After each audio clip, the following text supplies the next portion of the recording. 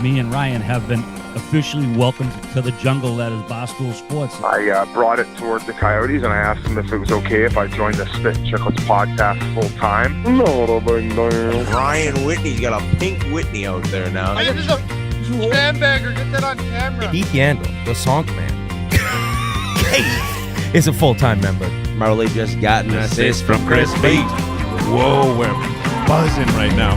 Sonk. What is up, folks? We're back. Episode 587 of the Spittin Chiclets podcast, presented by, bring it out, Keith, Pink Whitney. Pink Whitney's everywhere. Pink Whitney was seen multiple times by myself this past weekend. It's always nice to see it up close and personal. I hope everyone's giving it a chance. Shout out New Amsterdam. Shout out Pink Whitney. Shout out Keith, always having that bottle. We're going to need to see that bottle just empty a little bit, right? And then reload for another one. So that's what we're going to need to see happen. But still, shout out Pink Whitney. And before we talk to the guys, October's Breast Cancer Awareness Month. So I've mentioned this the past few pods, but for good reason. This year, 100% of the net proceeds of what we're selling will go towards supporting 5 under 40. We got 47 brand hats, sweatshirts, T-shirts. So let's buy some ladies some wigs. Biz, you're in TO. Keith, you're in Fort Lauderdale. How you guys doing? Doing great. I have recovered from that onslaught that you, Billy G, and Jans provided me the other day. That was a fucking undressing. I felt like that was a little personal. I think Billy's giving it to anyone who's saying something that doesn't make much sense. And that first question, it was amazing. I mean, right away, he says, Biz, what the fuck you talking about? What did you even ask me? Think you talked for? I think I'm the king of like asking a 47-second question. I hate the feeling as it's happening. Then you can't get out of it. Okay. That was you and Billy G. Jans went dark for a hot minute. Now he's got what looks to be a Toronto Maple Leafs jersey. Is that a Morgan Riley?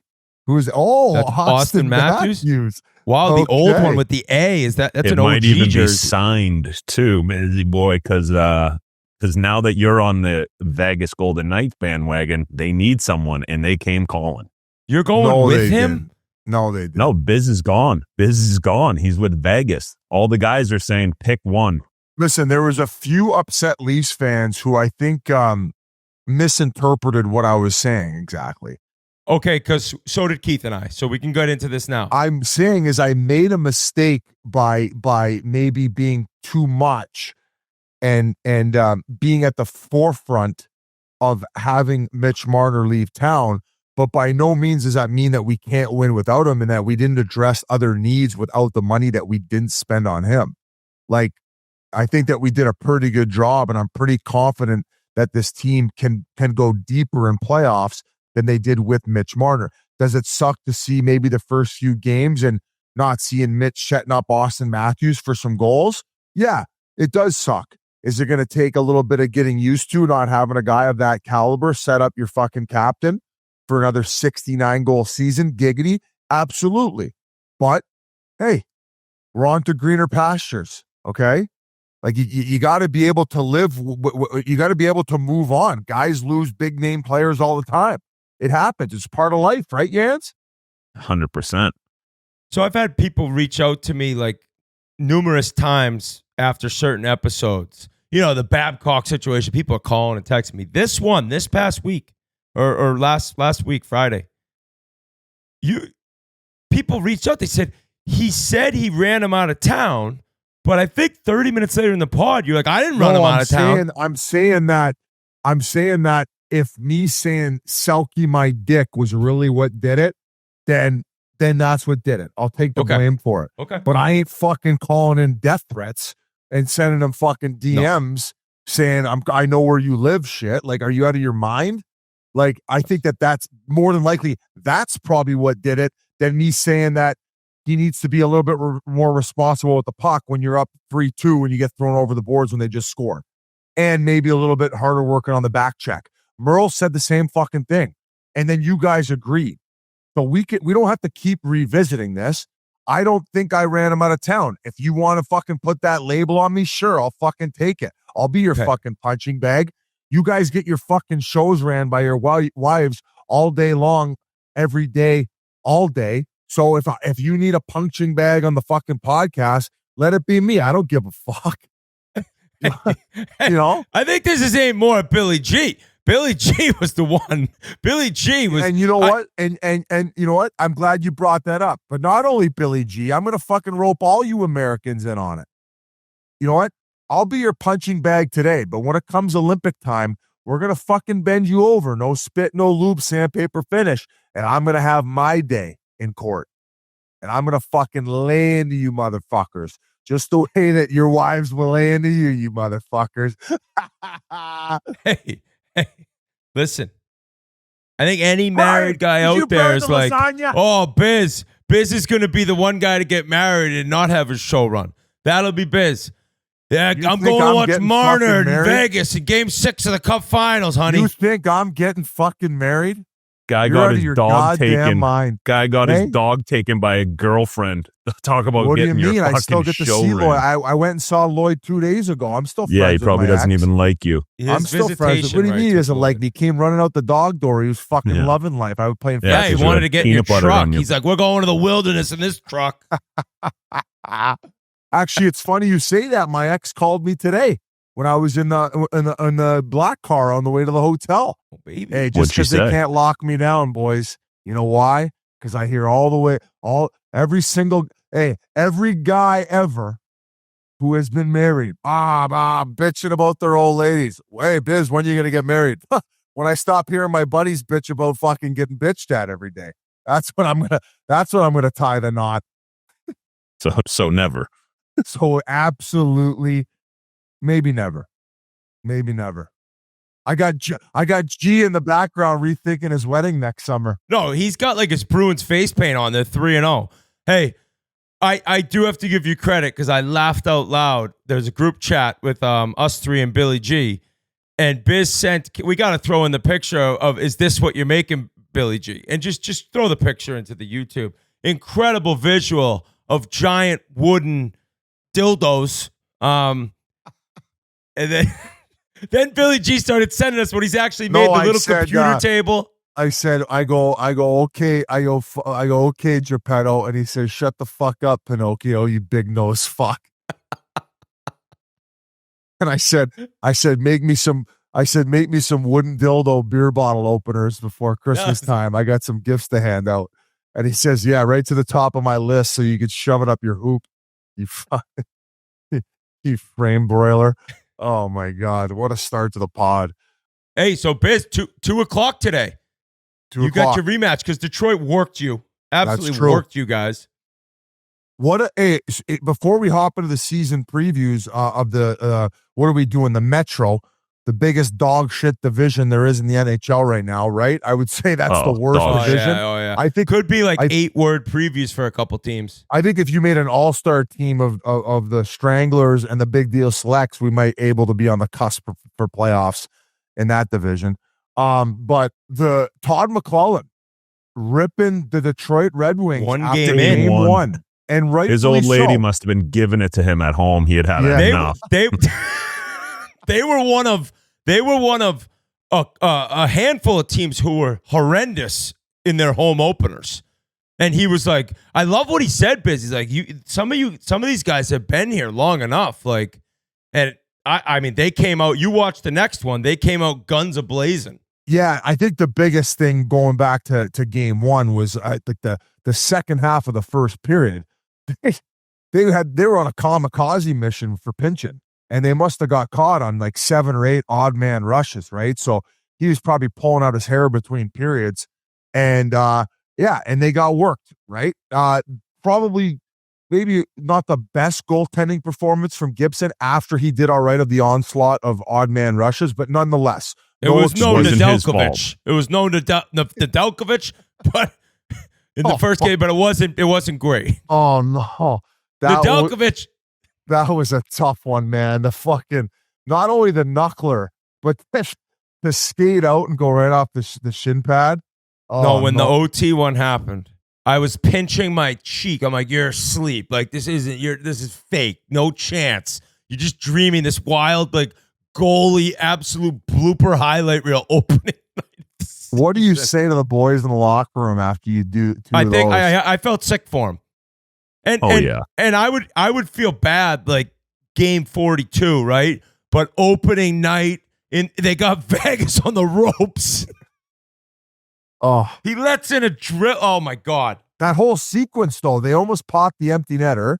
Yeah. And then they do the wraparound, don't score on the wraparound, and then a knuckler from Eichel from the center ice saying, I don't know. I didn't really get the behind the net cam to see. I only saw the one from up top too. Like I needed to see a bounce or something. But Biz, I actually remember, I think it was a playoff game, and I know a Red Wing or Sharks fan will know what I'm talking about.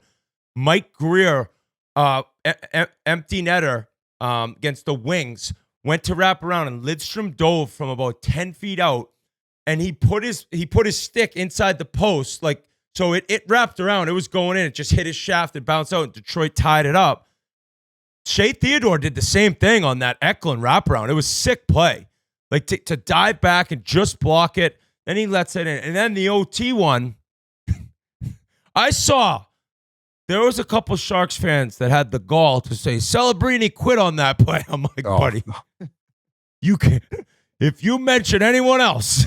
Yeah, Selke, my dick. He's going to TO. He's gone. He's gone. Oh, He's gone. Hey, I'll tell you though. Then I watched San Jose Anaheim. All of a sudden, 2 years ago, I wouldn't have watched San Jose if they were at the rink in my backyard. Now I love watching them, and then Anaheim too. I think Anaheim, like that bet with Pasha. If I'm him, I'm begging to buy out of that. Yeah, young, 2 games in, but. No, I watched the first game against it was Seattle. It was in Seattle. And if it wasn't for Joey Decord, that game was over. I think they were getting outshot like 20-5 early on. And Bowie was fucking, oh my God, Bowie. Sit the fuck down in the lower bowl, Bowie. You're just I saw you just in your house, just like video on the TV, just motherfucking Bowie on the your voice. It was like he's enraged. Oh, No I consent. was seeing him in the lower bowl just disrupting traffic.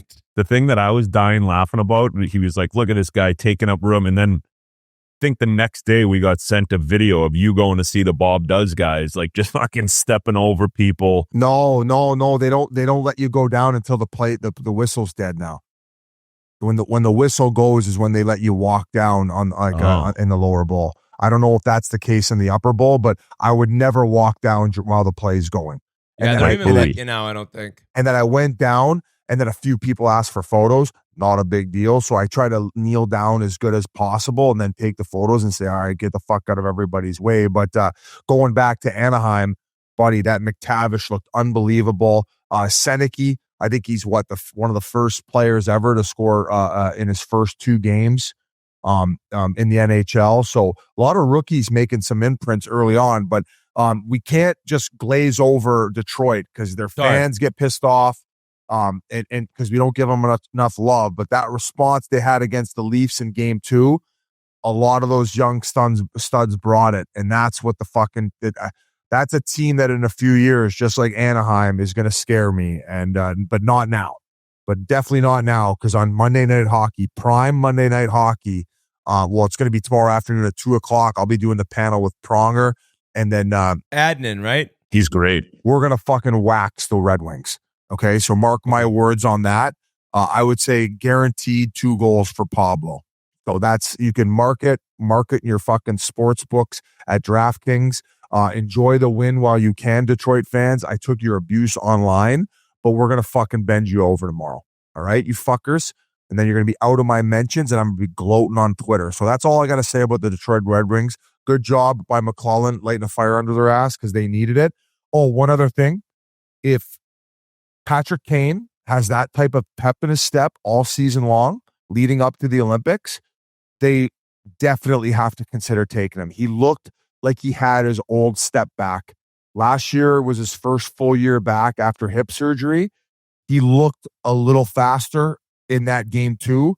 I don't know if I'm just seeing shit. Maybe I hit the fast forward button by accident on my remote control. He looked like the Patrick Kane of the past. Am I crazy here? No. And I think there was an article or he mentioned how much he wants to make that Olympic team.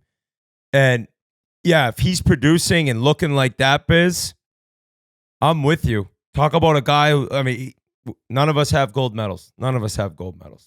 I do. I don't know why I just said us. I guess do. as I have Americans. I have I guess two. I won 2 for under 18 Team Canada. I know. I forgot. I apologize. I won one You too do. for USA. Okay, so I Congrats. don't. That worked out well. Maya culpa. Shit. As I'm staring at a silver. Lucas Raymond scored his 100th goal as a Detroit Red Wing. Didn't take him very long. Yeah, seriously. That pass Kane gave him, the one-timer, I forget what goal it was. That was awesome. I mean, yeah, Sider's a horse. Detroit fans, a couple reached out. Hey, can you talk about the team? Big bounce back. Here it is, because they're fun to watch. Hockey Town, baby. I don't know, though. Today should be interesting. The Leafs have to answer, right? They're at the yacht club. That's the problem. And on an afternoon game, that place will be so quiet. Hopefully it's like kids' days in the minors, and at least they bring up the noise level. They play like SpongeBob in Oklahoma City when I got sent down at 11 a.m. game. I'm like, holy shit, not in the NHL anymore. But Speaking of kids, what happened with Squanto recently? You were telling us that you had a story for us. Oh, Wyatt today. Dude, this kid. After Riders game, 2 big wins for the Junior Terriers. 2 big wins this weekend. Beat a team that we lost to last year. 8-2 was maybe the closest game. We lost to them 5 times. Beat them on Saturday. Now, granted, they had 2 kids who scored every goal for them, and they went up to the higher level. But still, the kids get to beat this team, right? They're excited. After the game today, we went over to this brewery just to like hang out, watch a little football, eat lunch. We get out of the car, and Wyatt's muttering. He's furious. First, he was like, bye, bye, bye. He's kind of like looking back at the car. And then he's pissed, rattled, like muttering to himself like the guy in Grumpy Old Men, like Walter Matthau. And I'm like, what's wrong? And he's like, I say goodbye. And he never says goodbye back. But when he says bye to me, I always say bye back. And I'm like, who is he talking about? I'm like, what? Does he like have an imaginary buddy? And then Ryder looks at me. He's like, what's he so rattled about, Dad? I'm like, I don't know. It's Wyatt. So I pressed the lock on the car. Beep, beep. And he's like, now he says it. Now he says it. So all these times I would be locking the car. And I started remembering. I'd lock the car, beep, beep. And he'd be like, bye, see ya. But he said it this time as we were leaving, and I hadn't locked it yet. And this kid could not get over the fact that the car wasn't saying goodbye back to he was fuming. He thought the whole time the car was saying goodbye to him. Well, yeah. He'd say goodbye when I locked the car right after he heard the goodbye with the hoop, the honk honk. But then when he said goodbye first, he didn't answer him. And then this had this kid swearing. He swore. Did you explain to him what was happening? No. Yeah, I gave him an explanation, but I don't know if it got through. We could have another instance on our hand. I don't know how you just thought of that. That was is unbelievable. That was great. We went to the BU game too. I took the kids. Going to BU games is unreal. Like quick drive in, so much easier than like going to a Bruins game. College hockey is sick. I know Grinelli was at Maine with Merles this weekend. Can't wait for that. Chiclets U.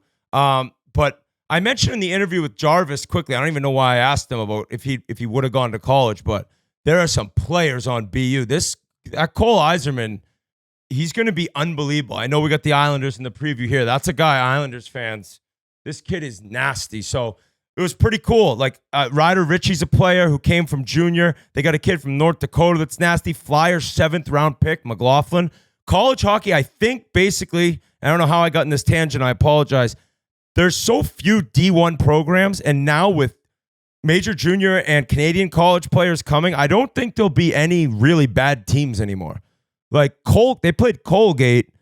They were flying around. So it was a lot of fun to be at. And BU's the youngest team in college hockey. So that's kind of a big test now. But back to the NHL, I apologize. Say goodbye when the kids say goodbye to you if you're a car. Biz, did you see Caden Gooley crush? Yeah.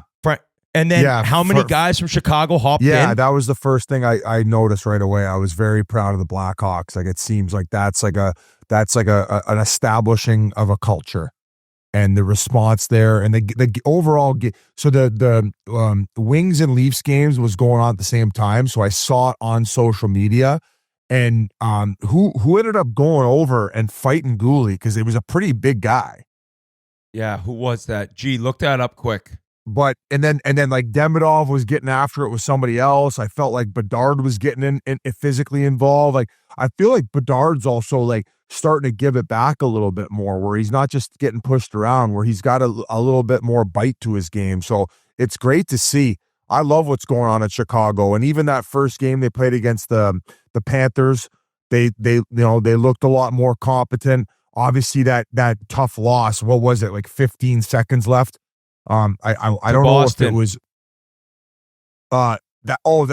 was it Boston they lost to 15 seconds left? No, it was in Montreal. Overtime, I think. That was overtime. Yeah, Montreal, they were playing. That was when they scored. I think it was Slavkovsky might have got a stick on it, but they're playing fucking good hockey, man. A lot better, a lot more competent. So a lot to be proud of if you're a Chicago Blackhawks fan, like being a lot more engaged and involved in games. So the Louis Crevier, I hope I'm saying that right. He's 6'8", G says. Well, when you're that tall, you better be I want to get to mix. Keith Yance. I got a question for you in 1 sec, but considering we just mentioned the Blackhawks, the Bruins beat him in OT. Korpisalo was like the greatest goalie in the world parts of that game. Bedard had an absolute snipe. They looked way better. Chicago looked way better, but the Bruins 3-0. G, I saw tweeted, if you want to hop on quick, I'm now like completely all back in that they're going to make the playoffs and you're all positivity. I think for them to win games, it'll be kind of boring hockey. Not kind of, it'll be boring defensive hockey, but that's how they would have to do it to get dubs. So is this a Fugazi start because they haven't played anyone great? Unless Washington is great again. Well, I mean, they have Vegas, Colorado, and Tampa this week. So I think we'll get a real test if they can play or not. Swayman's playing awesome, but Korpisalo, it's interesting you mentioned his name, Whit. I think he would be a perfect guy for the Oilers to trade for at the deadline. Like, he is if he can get back to where he was a few years ago, like, he's a great name for them. He won't cost much, and it's better than where they're at now. I know, but in terms of us getting our Stanley Cup, when you say like they need a goalie, I don't think Korpisalo, but then everyone says, well, who are you going to get? So that's a fair point. But Bees, you're happy. No complaints. Very happy. No, I want to clarify, though, too. I don't think they're making the playoffs. I was just saying I'm staying positive. I'm going to find the positives in everything. Even in losses this season, I'll find the positives. And positive number one right now is Fraser Minten. Thank you, Toronto, for that deal. Still have a first-round pick from that deal as well coming. So very, very excited for Fraser Minten in the future. Yeah, I got a lot of thank you tweets. Okay. After that goal in overtime. Yance, I'm one of the people immediately being like, I can't believe Florida would like maybe struggle without Tkachuk and Barkov because they're just exactly where they left off. Yeah, I mean, we talked about it too. Like their ability to just plug guys in and play is insane. Like I think it's because they all, even the superstars, they all play the same way. Like I don't understand how it's possible that they can do this, but yeah, they're amazing. I think people were kind of like, okay, this is the year that other teams can maybe take advantage of them. Like the Carolinas of the world were probably licking their chops, right? Like, okay, finally we can get past these guys, but they're nowhere. They're not going anywhere. Goaltending's obviously amazing. Bob is still Bob. Their D is incredible. Ekblad looks good. Ekblad looks amazing. Like he's another one of those guys too. I think wants to be on that Olympic team so bad. He's like, okay, finally, this might be my time. Like he's arguably one of the best shutdown guys in the entire league, if not 1A, 1B. So him and Forsling together are incredible. Do a really good job. Yeah, that game against Chicago, like you guys were saying, Chicago did look good in that game. But Florida, like they still like I don't even watching the games, I don't see many teams that can beat Florida. No, I know. I was that Marchie breakaway goal. Is there anybody better at when there's a 50-50 puck? He just truly believes his guy's going to get it, and then he's off and running, and he always gets those fucking half breakaways. But every time he's always right. Like he's always you think right. he's cheating, but he never because the guy always gets it. Right. Yeah, it's wild. He's got such good anticipation, knowing when his teammate's going to get that puck and make the play. I mean, you've seen it time and time again. And as far as like breakaway speed, no offense to Marshy, but he doesn't have it. Like he's not like the fast of foot, right?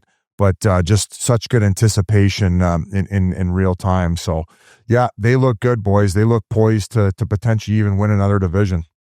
He's so good at like when somebody's draped on like the backside of him. He's so good at like, I don't know if he's baiting guys in to go one way and then he'll just move over to the other side and score. Like he's so good with guys on top of him. It's very impressive for a small guy. The way breathing down his neck on the breakaway.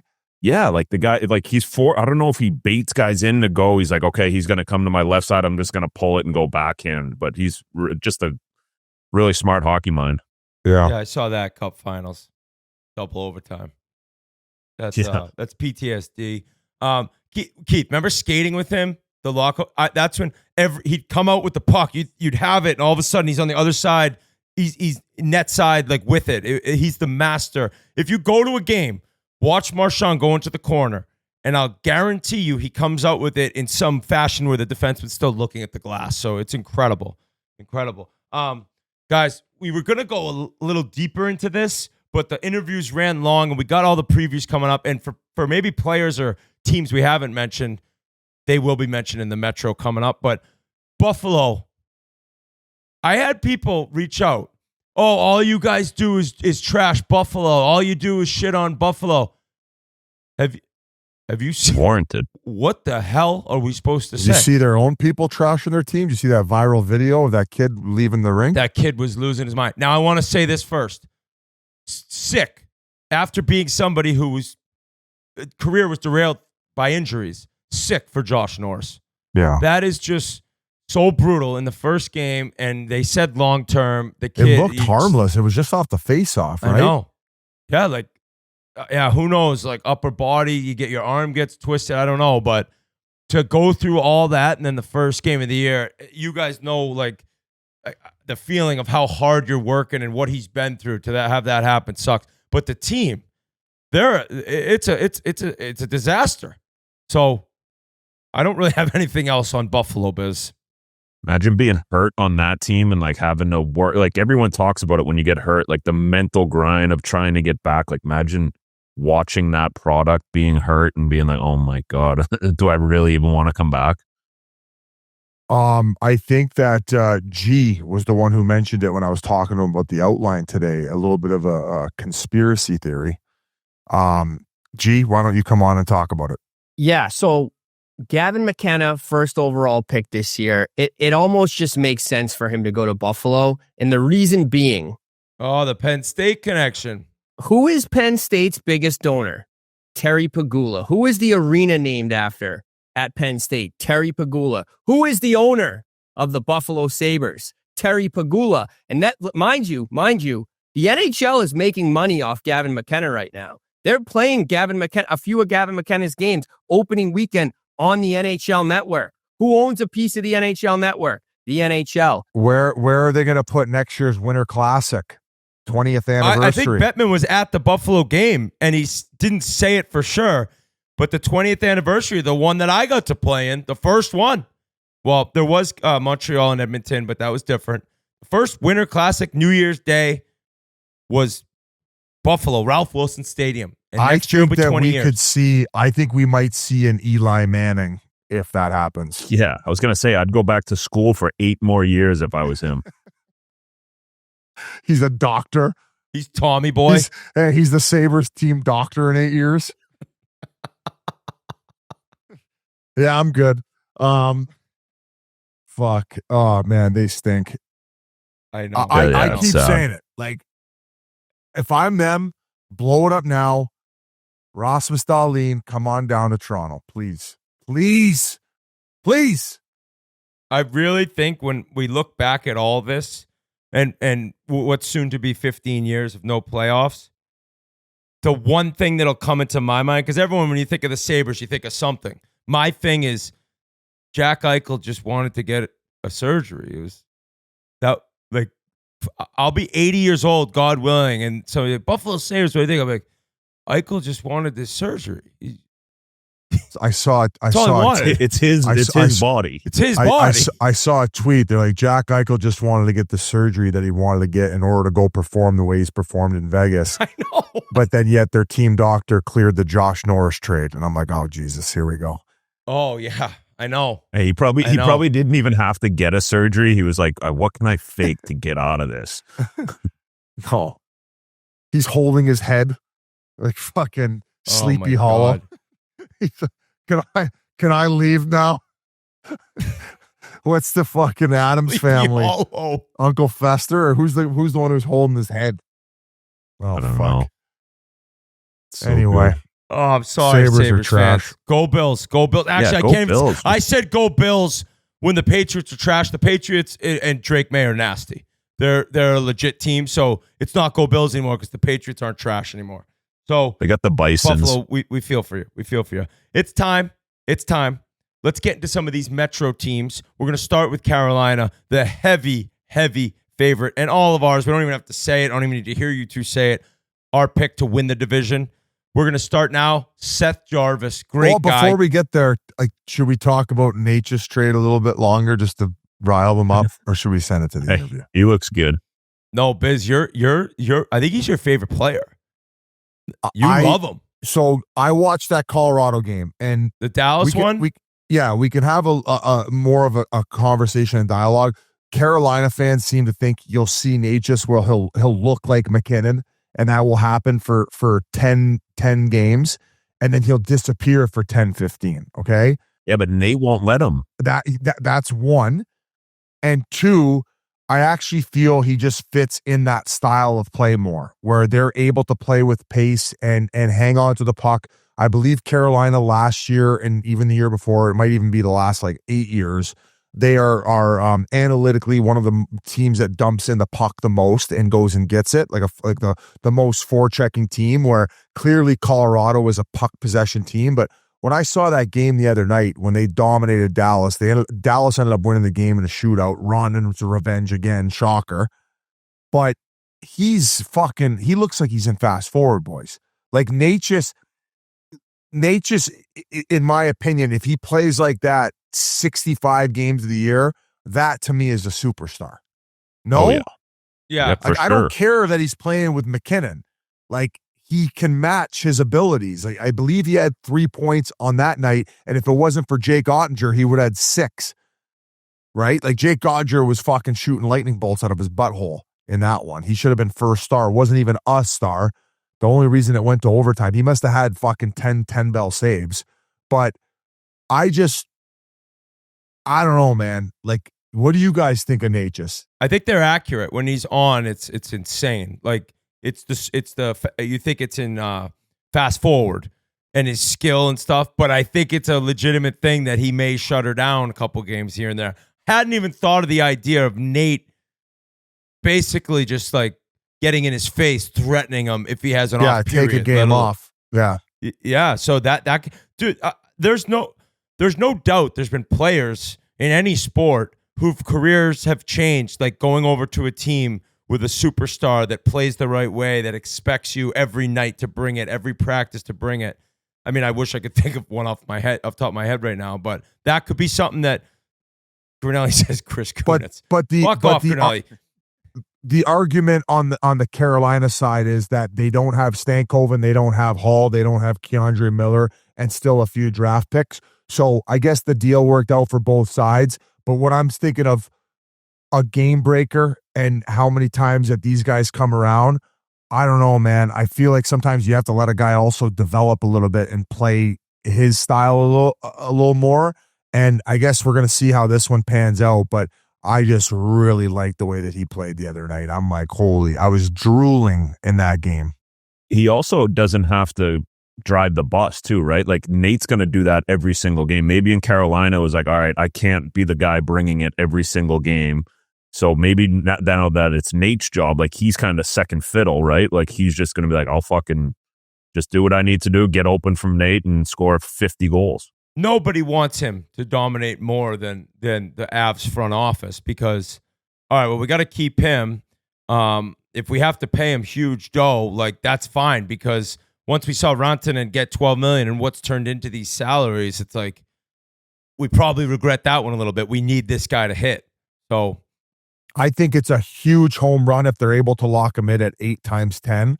The way that he played the other night, if he's consistently doing that throughout the first 3 quarters of the season, I think that they're going to probably have to pay him 12, just like Randon, because he's got them by the balls. That'll depend on his numbers. That'll depend on sure. Like, you know what I mean? If he plays phenomenal but finishes with 75 points, he's not getting 12. Fuck, he's only 26. Who knows in this market? But he's young. Yeah, that's the thing. He's only 26, so it's like he's got 7 legit years left. Especially skating like that. All right, well, we can go over to now. A great guy, Seth Jarvis. We just recorded with him before we started this. Awesome. Talk about the Canes. Talk about him. He's a good and also a new member of the Greensboro Gargoyles, where we're having our home opener. Yes, thank you for mentioning. Saturday night, baby. Yeah, Doug. You guys know the name of Jacksonville's nickname? We got Jacksonville home opener, 7 p.m. Saturday. Got to be like the Jackals or something. No. Swamp Rabbits? The Icemen. I'm gonna have bounties on their head in the locker room pregame in the Greensboro locker room. I don't know if we can put that in there. I don't know if what do you mean we can't put that in there? I'm the fucking owner of the team. I think that's when it gets Sean bad. Payton's all of a sudden listening. He's like shaking. Oh no, I just got fined from the ECHL. $3. Folks, enjoy Seth Jarvis. Welcome now. Been on the show before. Real beaut of a guy. Star of the Amazon Season 2. Face Off with the NHL. Seth Jarvis, what's going on, buddy? Nothing. Thank you guys for inviting me back. I'm excited. It's awesome. Nice little start for the Canes. No surprise there. But before we get into that, like, how was the summer? How did everything go? We chatted a while back. I mean, how did you spend the summer after representing Team Canada? He was getting pickled with all his buddies who drove all the way down to Boston, probably. Those guys were unbelievable. Beautiful. Yeah, I spent a lot of time with those guys back in Winnipeg. Not doing a whole lot, really just seeing friends and family. And like you said, getting pickled with the fellas. How often are you on the ice in the summer? Are you an everyday guy? No, I'll go maybe four times a week at the most. Okay. Winnipeg, like, people shit on Winnipeg, but like, it's beautiful. The women are beautiful. And then the lakes in the summer is what it's really known for. Do you get off to all like the different lakes and stuff like that? Yeah, my buddies have some cabins just a little bit out east, so we get out as much as we can. But like you said, the ladies and the weather is just money. I heard they have bugs that are like this big. Yeah, mosquitoes are fucking massive. They're like the one in Jurassic Park, when it's in that like when it's kind of frozen in that thing, and then they extract it in order to make dinosaurs. That's how big the mosquitoes are in Manitoba. What about like water skiing? Can you fuck with that shit, or not under contract now that you're making the big bucks? No, I'm not much of a water athlete. I can't really swim, so I don't trust myself behind a boat or doing anything like that. Like legit, you can't swim? Like if you got put in deep water, you're fucked? Like if I didn't get help in like 35 seconds, I'd be probably drowning. There's no way. That's fun. You gotta. I don't know what you to gotta tell get you, man. swimming lessons. Fucking bone density. I sink like a rock.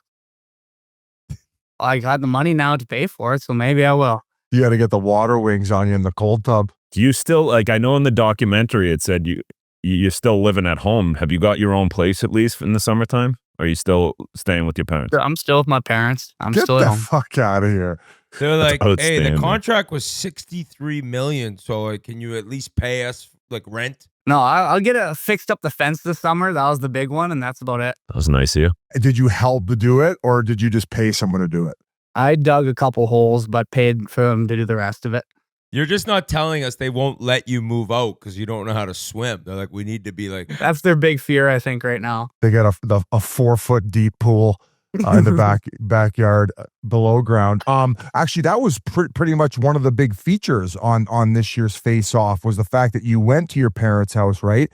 And then you showed off your vision board, in which from a young age, you were like, your goal was set. Like, I want to make the NHL. I want to make the NHL. And I believe that was written down many times. Yeah. I mean, I don't really know what I was doing with that thing, but I had a lot of stuff on there. I think I had like every motivational quote you could ever imagine written on that board, like all jumbled together. But I guess I was a little bit ahead of my time in terms of putting it out in the universe and seeing what would happen. You should have put down learn to swim. Yeah. What were your favorite motivational movies growing up? Were you a big Rudy guy? Would you binge watch the Rockies? I watched a lot of the Rockies, but I don't love the motivational movies, really. I mean, What movies you love? like any kind of comedy. I've seen The Martian like 35 times.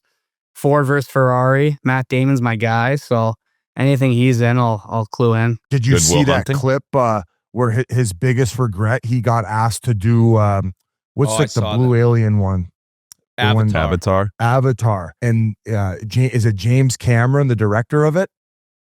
He He offered was him going to like- have like a piece of it, wasn't he? I think they offered him like 10% of the gross of it. So it would have paid him like whatever, hundreds of millions of dollars. And he's like, nah, this kind of sounds ridiculous. And he turned it down. And that would have been obviously the biggest bag he ever made in his life, other than maybe investing in Bitcoin. But I thought maybe you'd find that one interesting, but I guess not. Let's. Are you a Bitcoin guy? No chance. He buys sweatshirts off of Instagram. He's like, I don't even have I have a Nokia still. I play Snake on my phone. Those buddies that drove down to Boston from Winnipeg are his financial advisors. I'm cutting them some checks, yeah.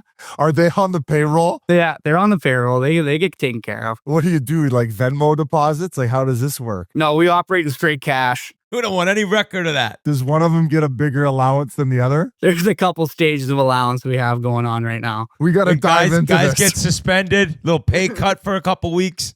Yeah, it's a work in progress right now. How many times will they come out to Raleigh this year? Yeah, I don't know. They're all still grinding through school right now, so not often. But hopefully, maybe for playoffs, they can all get down together. But it's pretty tough. They're all working and going to school right now. They're all going to be lifeguards. Hey, here's He's a got 7 proposition. lifeguards. Hey, here's a proposition for you. So we just bought a In a new landlocked ECHL state. team. What would you say, Ed? He's got 7 lifeguards in a landlocked state. So we just bought we're part owners in an ECHL team, the Greensboro Gargoyles. What if you drove up and dropped the puck, and we would allow any of your buddies who are decent enough to get at least a game, the one that you came to, you could put any of your buddies in the game. You get to pick one guy. He's in the lineup. They get to suit up. Suit up. Yeah, fuck, we'll have them start. 100%. He'll play. How far is Greensboro from you? It's in North Carolina. I think it's probably like a few hours from Raleigh. But how many of those guys have played at a decently high level? Well, what do you like? Like Canadian University? Yeah, we got a CIS player in our friend group. Is he still playing? No, he's retired now. Yeah, but we could do something where Jarvie gets to, he thinks of whatever competition they're going to go through, and winner gets the spot. I like They could that. film that. I like We might that. need a couple insurance Hour policies 15. written down, but other Done. than that, we're laughing. Done. Oh, one of That's- these kids will be taking a dive, suing the East Coast Hockey League. It'll be an absolute disaster. Yeah, it'd be like the guy who fought Billy Football, Jose Canseco at fucking Rough and Rowdy. Yeah. Just first punch, just taking a dive. But I think that the guy who played in Canadian University, what we should do is we'll pay for the RV. They all RV down, and then we do a tailgate with them. You drop the puck, and we'll have him. What position did he play? He was a D-man. Paul, he's starting. 7th D man. He's starting. He's starting lineup. He's gonna play as much as Matthew Schaefer did for the fucking Islanders the other night. 26 minutes. Was he skill guy or was he a meat? He was high off the glass and eat every puck that comes Perfect. towards the net. Oh, this is what we need. That's what we need. Yeah. He might sign a deal. Imagine this guy gets in and then just is like the best 6 defenseman in the East Coast Hockey League history. They win it all. Can you list off their nicknames? Like, who are the guys that came down? We'll put the picture up when the podcast rolls, but what are their nicknames? Yeah, so the guy who might be suiting up for the Gargoyles, his nickname's You mean our Frizy. captain? Your captain. Wendy Peppercorn. His name's Frizy, and then we got Brian Hanna, who doesn't really have a nickname. He goes by a bunch of stuff. We got a guy named Sloan Tremblay, goes by Doug. And then Lucas Humble, who goes by Hummer for the most part. I like That's Doug the true. best already. Why is it Doug? Doug would be your kind of guy, I think. Oh, we got to get Doug these seemed guys like to a foxhole Gargoyles guy. game, man. We got to. We should probably ask you a little bit about the team this year that you're playing for, the Carolina Hurricanes. Off to a good start. What was the feeling in training camp? Did you guys go anywhere and do any of those team bonding experiences, or is that not something that you guys do? Yeah, we talked Roddy into we got to do a golf trip this year. So just kind of out by Pinehurst, not too far, but we got to spend the night together and hang out. And it's been fun. I think our teams come together really quickly, which is good. And everyone seems to be getting along, which is not always easy, but it's going well so far. I saw Ehlers doesn't have points yet, but the other night he had 6 shots on goal. He's flying around. Like right when you saw him in camp, you're pretty impressed. Yeah, I didn't realize I knew he was fast, but like it's a different level. He is like, he's got like speed and he's got like crazy quickness, like the way he kind of gets in and out of turns, corners and stuff like that. It's fucking impressive. Keandre Miller has a nice start to this season, 2 goals. Yeah, Key's been on fire. I think everyone knew he was going to be really good, and then I think the way he plays just kind of suits our system really well. The way he can skate and kind of move around, he's always kind of surfing the play and stuff like that. So he's obviously the offense is always great, but the stuff he's doing away from the puck right now is him and Chatty have been lethal together. What does Rod say? Like, maybe not the beginning of camp, but once the team's all set in stone, like, is he giving you a message before the year begins, or is it more just like game by game standard with him? He likes to talk about the marathon, about how there's like different spots of a marathon and like sprints and stuff like that. I got to start paying a little more attention to that because I can't fully break it down for you. But I know there's a first sprint, which is like the regular season, I think. And then there's a second sprint, which I'm assuming is the playoffs. And that's kind of the gist of it. Yeah. Sick. ADD works. Is there any truth to the rumor that he partakes in the fitness testing? Is that still a thing? Yeah, he does all our fitness testing before like we do it at camp, just to make sure like he can still do it. Is he beating guys? He's probably dusting you in something. Most of the things, yeah. Thanks for bringing that up. I thought I came into camp. Oh, pretty good like this I year, would have but beaten him. Fuck. But yeah, like the one big thing in our camp is like our bike test, which is just shitty. And like he still kills it. So it kind of sucks when like I come in there and do my thing. And explain what is the test? Is it how long you can ride or the weights added? We go on the assault bike and we do half a mile and you have to go under a minute. And then you get 2 or 3 minutes off, and you do it again. And by that second one, you're running on fumes, like your body's shutting down. Like I lay in the fucking cold tub for like 30 minutes after and puking. So it's a lot of fun. Do you have to have a mask on or no? No mask. I think Dude, I would pass out. Remember those guys when we had The to worst. have the VO2? VO2. Oh, thank God.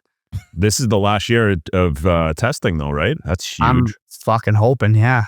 I might have to come back. Oh, so that was one of the things the players negotiated in the new CBA is no more fitness testing. Oh my God. Jans, we used to all do it, and then Jans would have like a team dinner at In-N-Out Burger. We would just go get sloppy afterward. That was the shit that Jans brought to the table. Yeah. Shit food. Well, just team morale, like you're dreading the fitness testing, but he dangles the carrot at the end. And Jans, shockingly, if you looked at his body, you'd be like, oh, this guy's going to be like one of the most out of shape guys. But Jans, you won most fit guy for like 2-3 years when I was there. Yeah.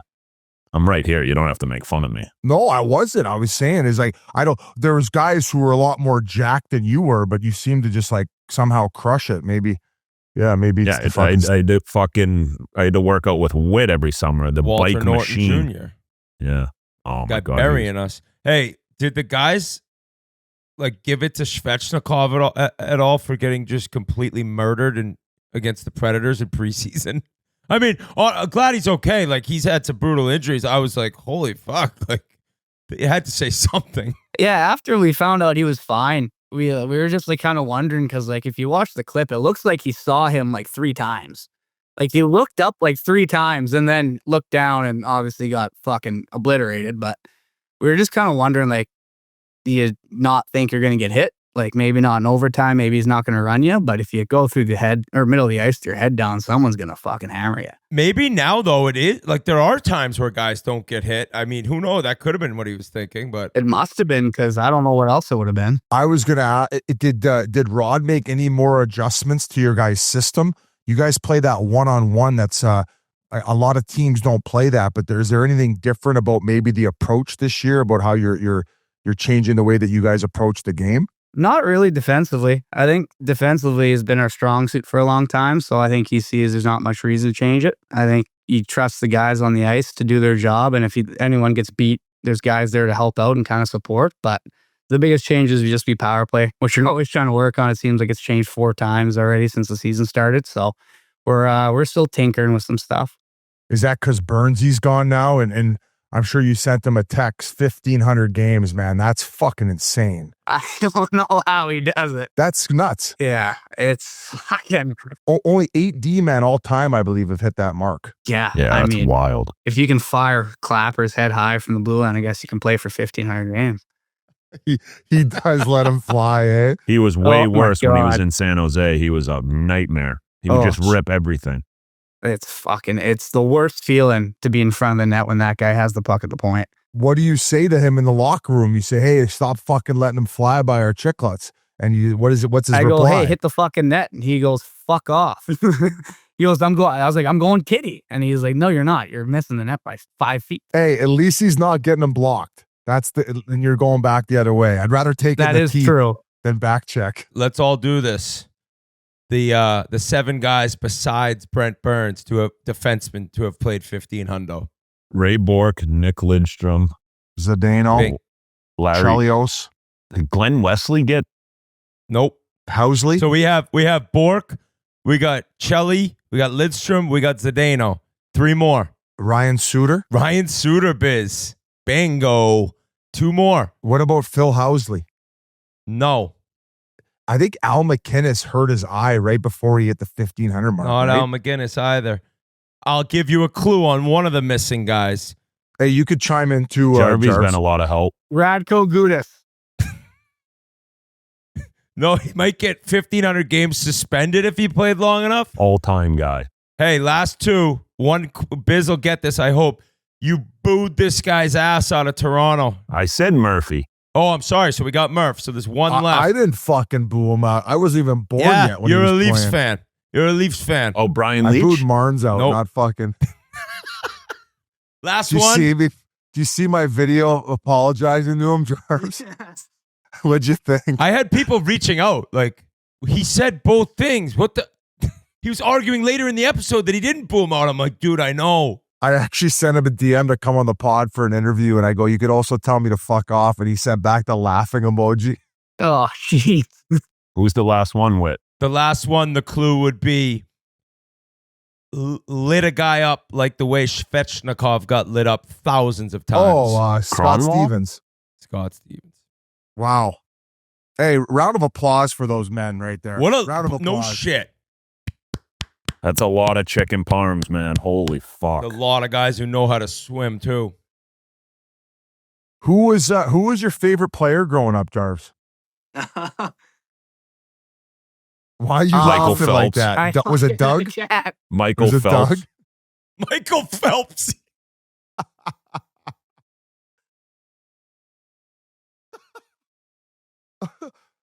Oh, This is fuck. off the rails. Actually, you probably had to look like how much older is Taves than you? He must have been a little bit of an idol. Yeah, he played with my uncle actually growing up, so he was a big one. Where? In Just like Winnipeg. minor hockey? Yeah, in Winnipeg. So he was a big one.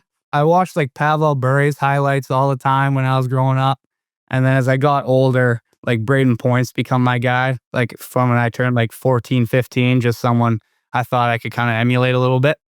You know, well, you played with him, right? At the Four Nations. I heard he's the most simple guy. Like he doesn't even have a smartphone. He has a flip phone, wears Crocs everywhere. Heard he loves his bourbon or maybe Crown Royal or something. I don't know how he lives or survives. Like he doesn't have Uber on his phone. He doesn't have all the, like he can't get a hold of him. He never answers his phone. Diesel's rum and cokes like a champion. and just like lives by like the seat of his pants. Like it's like you come to the bus, like hair's all messed up, like suit ties down here. We're like going for the gold medal game, and we'll go have like 2 points and be fine. Yeah, the puck drops and he's going though. Oh, and then he's on it. It's I don't know. It's crazy. Is he a Winnipeg guy? No, he's Edmonton, maybe Calgary. Oh yeah. Is he really? Yeah, he's a Berta boy. In the new age landscape of junior hockey, you would have played a couple years and then gone to college. Where would you have gone? I don't know. I mean, going to college. 100% you would. Every guy is. There's nothing wrong with hanging out a few more years in junior and having fun. Agreed. I don't know. Weirdly, I did tour a couple colleges before I made my decision, and I think I would have gone to Minnesota Duluth. Okay. Yeah, that fits you. I just love the area. The fucking place is nice. Rink, it's the only thing going on in that city, so I feel like it'd be pretty sweet to play. Random question. I was just at the BU game last night watching this kid, Ryder Ritchie. Yeah, he's a player. Oh, this kid's going to be disgusting. Who in that tournament at the Four Nations like stuck out to you that was like you couldn't believe you were in the same locker room, and then just like the shit that they were doing? Well, like Sid for me was the big one. I sat next to him in the dressing room, and I was like shitting myself for the first couple days. And then like you talk to him a little bit more, like I started opening up. We started having conversations. He's like the best person ever. Yep. And it's incredible. And then like we'd go out as a team, and like you'd expect maybe those guys like take it easy or like go home. He'll be out till whenever with anybody. And that's what I think I appreciate the most about him is like he's obviously the best player in the world, or one of the best players in the world. And he does everything with the team. You would never think he's like this absolute legend superstar. And I think that was the coolest thing for me. What other guys were you intimidated to be around? Because like, fuck, I could imagine like all of a sudden you were sitting right next to him, right? They put you right next to his stall. Were you're probably a little shocked when that happened. And were you a little bit more timid than you normally are as far as how much you're yapping in the room? Or were you your normal self? I was definitely timid for the most part. I didn't like want to mess with anyone's routines or anything and kind of go off. And like we had like guys like Dewey who was doing enough talking for the whole team. So there wasn't much airspace in that dressing room. And I just kind of, people talk to me, I'd hang out, whatever, but I wasn't going around screaming and yelling like I normally am. What about Marchie? Was Marchie pretty, was he yapping a lot too? Yeah, he was awesome. He kind of opened me up a little bit more as the tournament went on, just hanging out with him and listening to his, just shit that comes out of his mouth is golden. Did they have any clue what was going to happen in the first game you played US? Like, was there an idea that there was going to be madness off the opening puck drop? I don't think so. Like, I don't think anyone expected that. But after the first one, then whoever the first fight was, then you can kind of see something was going on. And then I think Parayko was the second fight. And it was like me, Bennett, and Marshy were on a line. And Cooper's kind of looking at someone to put out there. And me and him kind of lock eyes. And like Brady Chuck's out there, whoever he's playing with. And we kind of lock eyes, and I was like, I don't know if I'm the guy for this. And then he just taps Benny. Benny goes out there, fights him. So that was the educated decision. But I don't think anyone knew it was coming. They just kind of rolled with what was going on. No, that must have been. Like, this guy loves Braden Point. I'll let him sit this one out. Yeah. Oh man, what was it like last year with all the cameras around you? Like annoying or? Really fucking weird, yeah. You're great in front of the camera though, man. Like you're a natural. Like we need more guys in the league that are willing to be like open and silly in front of the camera and, you know, eating cereal. Yeah, you were letting it fly. We need a few more personalities like Seth Jarvis in the league. No, I don't know about that, but it was strange. Like they were like asking me like, what do you do on an off day? And I was like, I usually just kind of sleep and watch a movie. And like, oh well, you kind of got to do something for the cameras. And so like they had me cooking chicken nuggets in my fucking air fryer. And like I went and played golf, and I was like, I don't know what you want me to do here. But after a while, like around the rink, it was easy. It was fine, but the kind of off the ice stuff was where I struggled a little bit. That was one of the other takeaways is you kind of eat like a child. You're like chicken nuggets, and like at what point do you think you're gonna have to change up the diet? Or you think you're just gonna keep doing the Fruit Loops and chicken nuggies and Doritos pregame? No, it's already changed. It's changed a lot. It's believe it or not, it's taken a lot of steps. Obviously, I still have those things laying around for when I'm going through a slump or I need something tasty. But yeah, it's gotten better, unfortunately. Only guy to eat an Uncrustable at Nobu. What's your guilty pleasure? What's like the worst thing that you eat on a regular basis? Like something that's even like gross. Maybe a Winnipeg special. I'll give you a Winnipeg special: peanut butter and pickle sandwich. Wow, that is fucking not. Like that's when people in Winnipeg eat that on the regular. I learned it from my roommate in junior, who's from a rural town in Manitoba, like an hour away from Winnipeg, and he put me onto it. Like these, you know what Grillo pickles are? Yeah. You get some of those sliced up, you put them on a peanut butter sandwich. I'm telling you, it's fucking. Oh, you put it on the sandwich. Yeah, and you just put it together. It's fucking money. Okay. No jelly, just the peanut butter? Just peanut butter and pickles. Not R.A.'s uncle. I can't imagine trying that. I think we have to. I think we have to do it like when we go to or actually when you come up to Greensboro, when you drop the puck, we're going to be selling them at the canteen stand. That'll be your buddy's pregame meal before his big spot in the line. He'll be puking it on the blue line. Oh. Can you tell us a little bit more about this team? Because right now we're doing our season predictions. Obviously, we have you guys making the playoffs. We have you guys winning the division. Currently, you guys are actually Cup favorites at plus 800, right, boys? Is that the case at DraftKings Sportsbook? It's a marathon, though. It's a marathon. It's a marathon. What more should fans know about this team? That's a fucking good question. I think we're different than in years past this year. I think it feels a little bit different in the locker room. I think just when shit hits the fan, I think maybe in years past kind of spiraled out of control a little bit more. I think we have so much experience, especially with our younger guys now going on a deep playoff run, especially either in years past or just recently. We have a lot of guys in that room that have been around for a while now and have gone through kind of losing to Florida a few times or whatever it may be in the season. And I think even like when we played Philly last night, like we didn't have a good game, but we found a way to grind out a win. I think maybe in years past that hasn't been there. And I think that's something that's a little bit different with this group. I love that. And then I was going to ask about one of the coolest videos I saw last year was when Nikishin showed up and his interaction with Rod the Bod. And obviously there's not a lot of English there. Does he have either of them?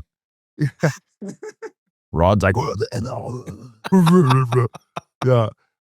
What's he been like in the locker room? Because he's not even that young, right? Because he played a decent amount in the KHL. I believe he was the captain over there. But what can he add to your group? And what's the interaction like because his English is so broken? Yeah, I think he knows more than he lets on. Like he's one of those guys, I think he understands a pretty good amount. He just like maybe can't piece a sentence together and he's not quite confident enough to start saying stuff. But like his game, it's pretty easy to tell. He's a massive body. He's strong as shit. He moves pretty well, and he's got a fucking bomb of a shot. And so I think once he gets more comfortable with kind of how we play, maybe him and Roddy can communicate a little bit better and figure that whole thing out. I think he's going to be stellar. Like he really has everything that I've seen to be fucking nasty. And does he keep that shot down? He's got some control on that thing. He knows where to put it, which is a nice little change of scenery. Nice. Suck on that, Burnsy. Sometimes at least the baseball players, they'll be like, yeah, I don't know English. They just don't want to do media. But I guess you guys don't have like a ton of media down there. So no, our 4 reporters aren't getting a lot out of Nikki though. All right, man. Hey, last thing. You got to ask Rod. Just ask him, hey, how was Biz when you sat down with Spittin Chiclets in Fort Lauderdale? And then let us know what he says. It was an amazing experience. You guys interviewed him? Oh, yeah, it was great. So, Seth, we go and do a sandbagger. It was Fiala and Pasternak. And we were down 2. I think it was hole 14. We mount a comeback and we win. We didn't even have to go to extra holes. We won it in regulation. And I was on the sauce on the Pink Whitneys. I met Whit at breakfast before we headed over. And he's like, what did you say to me? No, he looked amazing. I'm like, dude, you look great. And he just looked at me and I was like, oh, shit. I haven't slept. And then at the end, like, thanks a lot, Rod. You know, you take a picture, and Biz just like, yeah. It was a tough performance. But now saying that, I'm off the sauce now 14 months. Not bad. Nice. Not bad. Yeah, Guy's there a you go. machine, Jarv. All right, dude. Thank you so I got much. one more Good luck. question though. I gotta ask you guys Yes. something. 'Cause this is big. How to do the breaststroke. Well, I'm a massive Bob Does Sports fan. I gotta know how that thing was with you guys and them. Oh, they're Did the you best. watch it? Yeah, I watched it. Oh, buddy. It's awesome. That was the first one we won was the greatest comeback in our Sports history. Yeah, in sports history. I just want to make sure because, like, you know, they say they don't meet your heroes. If I met those guys and they sucked, I would be No, they're fucking beautiful. They're distraught. awesome. I was Okay. at in Vegas for the opener, and they were there. They were there for like 10 days filming a bunch of stuff, and I left the TNT desk to go sit with them in the crowd. That's how awesome those guys are. So yeah, as far as not meeting your heroes, you definitely want to meet those guys. And maybe, just maybe, we could do a collaboration, Sandbagger, where we play against those guys. Or maybe you're on their fucking team and we add one more hockey guy or something like that. Nah, You you're pick your speaking my poison. language. We'll have We're Doug going on to our eventually team. do a best of 7 with them, right? Yeah. We'll get Doug on our team and then you can play with those Yeah, fuckers. I'll bring my boys down and you can get that Doug sorted don't out. go. Get Golf, Doug. dude. Get all those guys. Big tournament. Offer stands though. If you'll come drop the puck, we will let your buddy play as a defenseman that night. I'll even throw the fucking C on his jersey. I will be there. I will 1,000% He'll skip a be there. Hurricanes game for it. Oh, fuck yeah. That was awesome. Yeah, unreal. You're the man, buddy. Sweet. Thank you, guys.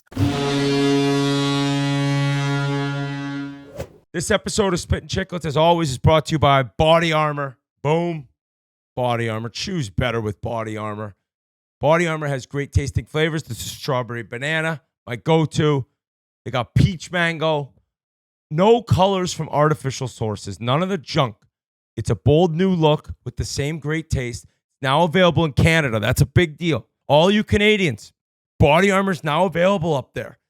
So whether you're hitting the ice, the gym, or just need something refreshing, grab Body Armor today at Walmart or a local grocery store near you. Body Armor. Choose better. Strawberry banana.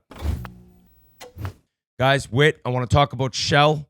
Get more with Shell V-Power NITRO Plus Premium Gasoline. That is V-Power NITRO Plus Premium Gasoline. More performance, more power, more protection, all with Shell. And there's more. It protects against carbon deposits, friction, and wear for better fuel efficiency in addition to engine performance. You want to take care of that engine. You take care of that engine with V-Power NITRO Plus Premium Gasoline from Shell. Get more performance with every drive. It's their best fuel ever. I put it in my car, a fuel like no other. Learn more at shell.us/more-performance. That's shell.us/more-performance. Get more performance with every drive. Download the Shell app to locate your nearest station today. Shell V-Power NITRO Plus gasoline compared to lower octane fuels. Actual effects and benefits may vary according to vehicle type, driving conditions, and driving style. Thank you so much to Seth Jarvis, Doug. I love Doug. Just a solid group of guys from Winnipeg driving to Boston. Great crew. You could tell that Jarvis is just one of the guys. Awesome kid and a nasty player. So needless to say, we all have Carolina winning the division. Chance at the Stanley Cup. I will say it's my yearly, I don't consider them Stanley Cup contenders. I think they're great, but not great enough. I'll be proven wrong at some point. Who knows? But I picture them against Florida in the Eastern Conference Final and getting bullied again. We'll see. We'll see. But a hell of a team and a fun team to watch play. And look out at the Greensboro Gargoyles games at the Cantina for the pickle and peanut butter sandwiches. Yeah. That's all we're going to be serving from now on, all thanks to Doug and Seth. Will you try one, Keith? Will you make one at home? I'll eat one as soon as I get to town. Okay. All right. The New York Islanders. Way more excitement around the team. Way more. And we'll talk about Schaefer in a minute, but every year I ask Frankie Borelli. People know him. Borelli's Pizza, phenomenal place in Long Island. He's a diehard. He's a diehard enough where he's watching every preseason game. He doesn't miss an exhibition game. He doesn't miss anything. So I just asked him, as I have before, what's your thoughts on this year? We're doing the preview. He said, wow, that's a loaded question. I mean, I think ultimately it's going to be a frustrating season in the sense that it feels like they will compete in every game they play, but can they finish them off and get wins?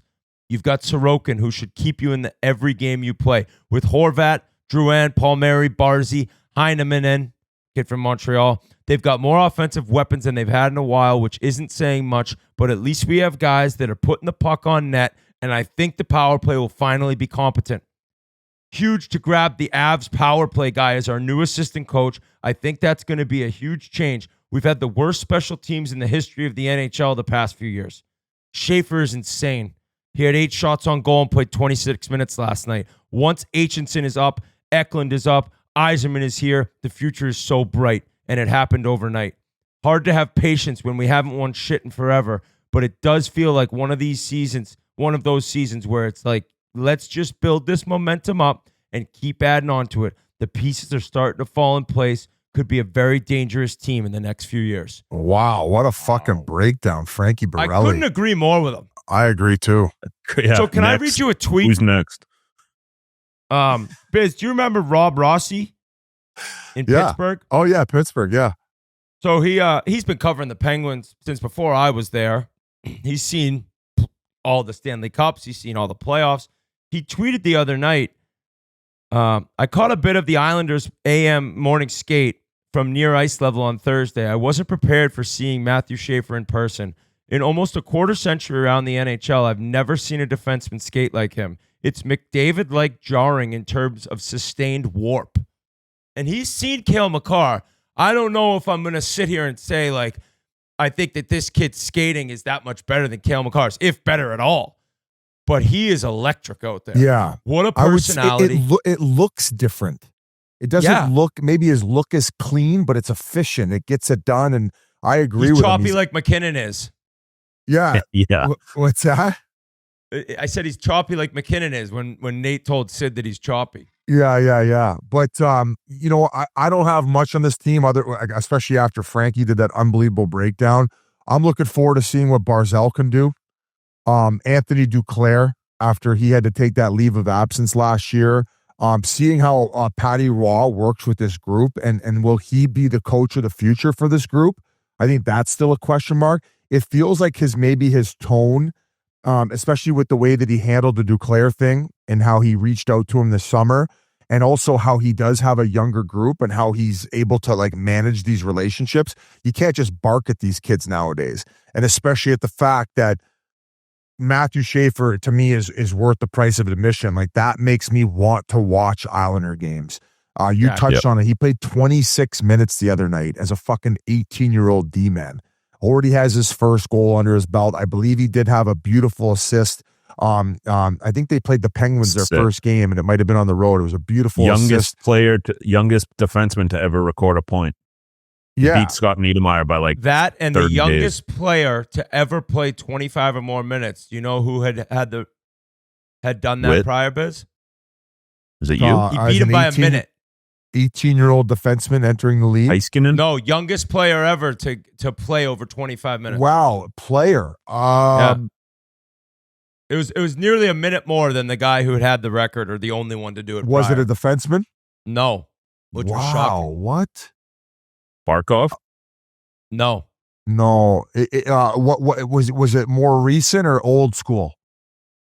Not old school, but not recent. Sid. No shit. I know. Which I was there that year. And he was out there a lot, but he played like 25, 30 in one game his rookie year, and Schaefer got to 26. That's a lot So as a obviously centerman. Oh my God. I know. Patrick Waugh, he must obviously, to play him that much, he's like, this kid is unbelievable. Yeah. And just don't.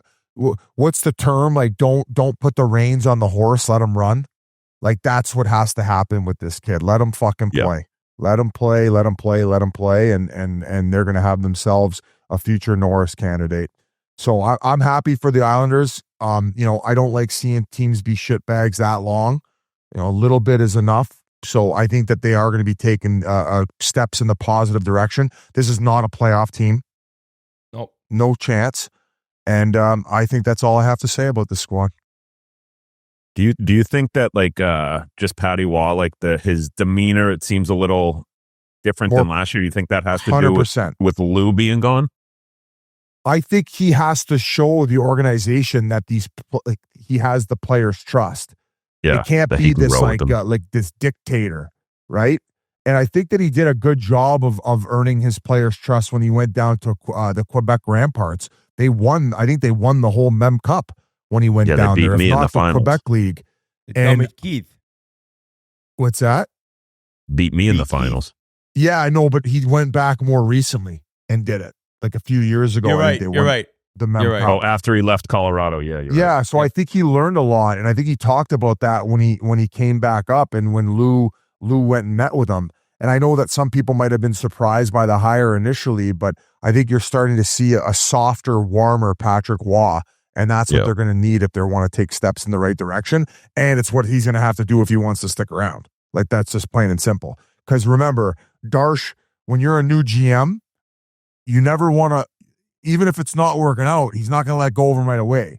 Because it's one of his bullets. That's one of his bullets. The clock starts on his guy if it doesn't work. But I believe that he will give him this full season. And if he shows growth and that the players have his trust, that he will continue to have that seat. So it's exciting times in Islanders land. And I'm not as much of a hater as I've been in the past. It's incredible. Celebrini was the same thing. Like, won't watch him. And then one player. Yeah. And now the Islanders are on him. Like, I want to see this kid play. I want to watch him. It can truly change a franchise. Everyone knows it, but seeing it this up close and personal for a young D-man after his dad's all emotional, giving him a hug, and he's like, "What are you playing, checkers tonight?" And because his shirt looks like a checkerboard, he's like, "I'm sitting here getting emotional, and you're calling me a checkerboard." It was a hilarious clip. He's a beauty. Another good clip. Oh, that kid's the man. And his brother it's just an awesome story. He mentioned his mom, looking over him as he gets his first goal. Another cool video is Matthew Darsh was out. It was a clip of him like helping build homes, like something like Habitat for Humanity, something like that. And then someone wrote beneath, like, this wasn't at all like a photo opportunity or anything. He was there for like hours helping out. He had the shovel and the dirt. So he waited a long time to become a GM. So good for him. So Islanders fans, no playoffs this year, but a way more enjoyable team to watch. From the Islanders, we're going to another team where we could talk to somebody up close and personal, and that is the head coach, Biz's boy, Rick Tocchet. We're going to send it over to him right now to talk about the Philadelphia Flyers. Welcome back to a very special friend of the show, a man who had to work with Biz. We know how you feel or felt, Talk, the head coach of the Philadelphia Flyers, Rick Tocchet. Thank you so much for joining the show. You must be getting fired up back in Philly, Talk, ready to go. He would make me look so stupid that all the teams are reaching out, being like, this guy's a hockey genius. Let's give him a job. And look at you. You're one of the highest paid coaches now. You're welcome. Well, I left there, and then Biz got he got the whiteboard back. Remember he does? Oh, yeah. Biz started doing the whiteboard, but this is I don't know, Leange, and Whit, you guys played Biz. Well, the 3 weeks before training camp is the hardest part, right? Because, you're training, even as coaches, you want to get started, but you're like, well, I still got 3 weeks left too. Like, so you don't want to rush it. But yeah, a lot of guys are in skating, like other teams. Everybody's skating right now, trying to get ready. I think we were talking to a few guys, the dreading the fitness testing. Now, was it brutal when you were playing? Yeah, I did different things. We actually did the blood test on the ice. You had to go back and forth with a beeper, and then they take your blood. So you're getting your finger pricked like at least 10 times, right? They did that. You did the treadmill one. We've done them all. And then next year, the CVA, no more testing. So this is the last year. I'm not I do have certain tests. I'm not a huge tester. You train for the year. You don't train for that 3 days of training camp. So I think the guys are pretty excited because I'm not testing as much as they had those skating tests. But there's still some stuff that you got to do. You got to see who came ready and who didn't. You know after the first couple of days. Even looking at a guy. And I think when you played, they could have just forget the finger prick, just wait till there's a brawl in those Flyers training camps, grab some blood off the ice, and that's how we're going to test your blood. Like once you get your nose broken in a 1986 scrimmage in training camp. Yeah, there was a lot of fights, and there's you have to play 7, 8, 9 exhibition games, right? You got to play a lot of them, and it's a funny story. I had to play like 4 or 5 in a row, and I thought I was going to have the game off. And it was my 3rd or 4th year pro. And I had Keenan, right, Mike? And back then, they put the sheet up in the hotel, who's playing. So I'm going, there's no way I'm playing. It's like the 4th game in a row, 5th game in a row. And lo and behold, my name's up there. And we're in Norfolk, Virginia. And I'm pissed. And anyways, before the game, I'm taping my stick, and I think Chief and a bunch of guys weren't playing Scott Melmy, and they're chirping me thinking, you got to play. And I said, I don't give a shit. I said, the first shift, I'm going to spear a guy right in the gut and I'll get kicked out. Then I'm done. So obviously I'm joking around. First shift, a guy named Dwight Schofield, he was a tough guy for Washington, cross-check from behind him in front. I turn around, pitchfork him, go at it with him. I get kicked out. Well, in Norfolk, there's the visiting dressing room. The coach's room's right there. So Keenan heard me. So he comes flying in after the first period, and he goes, get on the bike. Every time these guys are on the ice, you got to do a sprint. So I did, the trainers watch me. So for 40 minutes, I'm bagging myself. And I told Mike later down there, he laughed. I said, man, I was just joking. Like, that just happened organically. I wasn't premeditated, but it's funny how things work out. But yeah, so I did get kicked out. And I mean, even having a coach like Iron Mike, and I'm sure other ones that you had, like going into a training camp back then compared to now, like you guys were going to training camps to almost get in shape, maybe in the beginning of your career, but nowadays guys are coming in right away in shape, ready to go, right? Yeah, you're right. Yeah. So the good thing for coaches, we can get right into systems. Like, and I'll tell you, when I started in 82, 83, like the first training camp, Keenan was ahead of his time. Like he didn't really bury us. Like, it was hard, don't get me wrong, but we had the 30, 40-minute practices. Obviously training camp's a little different, but he wasn't the guy that I heard some training camps, you're on the ice for an hour and a half, 2 hours. It wasn't that. So he was ahead of his time that way. But and most of the guys in our Flyer team, I think why we were successful early on, we were in really great shape. But the guys now, I mean, most guys are in good shape. You get the odd guy that doesn't, but most guys are in shape. A few of your first training camps, were there any old school guys where they would just be like slop tarts? They'd not, like, the only ice they touched all summer was at the bottom of the cooler, didn't really touch weights. Like, how old school were the guys when you first came in? Oh, guys were on the bus, I got having a dart. I mean, we got testing in 2 days, and the guy's got a cigarette, and he's sitting back having a Bud Light. I mean, that doesn't, obviously that doesn't happen anymore. I don't think it does, but yeah, it was a mixture of the old school and then the younger guys like us coming up. And we'd have our rookie party in training camp. So after about a week, where we'd do it after about 7 days. In Philly, they did, at least. So we'd be, a couple times they rented out a banquet hall. We had a big rookie party, so that was fun. But yeah, so it was different. A lot of different changes. I want to go back to your comment, Whit, while you said, like, when you look at him, you could just tell. For Jans, like, not the chirpy Jans, like, you don't have the best body. The worst, yeah. You would always be the most fit guy in Coyotes camp. Like, didn't you win the award like 2-3 years in a row? Yeah, because I could skate, and it was all that. You remember that skating test that we used to do? I think you invented it, the double dicky, the worst fucking drill of all time. But I could do that like over, and I could do it all day if I wanted to, and it was just easier for me as opposed to a guy like Donor who was 240 lugging those CCM skates up the ice. So yeah, I wasn't winning like strongest guy, but most in shape. Yeah. Hey, Jans, I will say, I remember to this day, I was sitting up in the stands. You're a rookie. Like, it was your first training camp. And Cliff Fletcher, legendary guy, he was sitting there, and he was a huge fan. You go second round? Fourth. He was supposed to go second and then got a little trouble. Well, whatever happened, I remember Cliff you're right. Jans is flying around there. I go, who is this kid?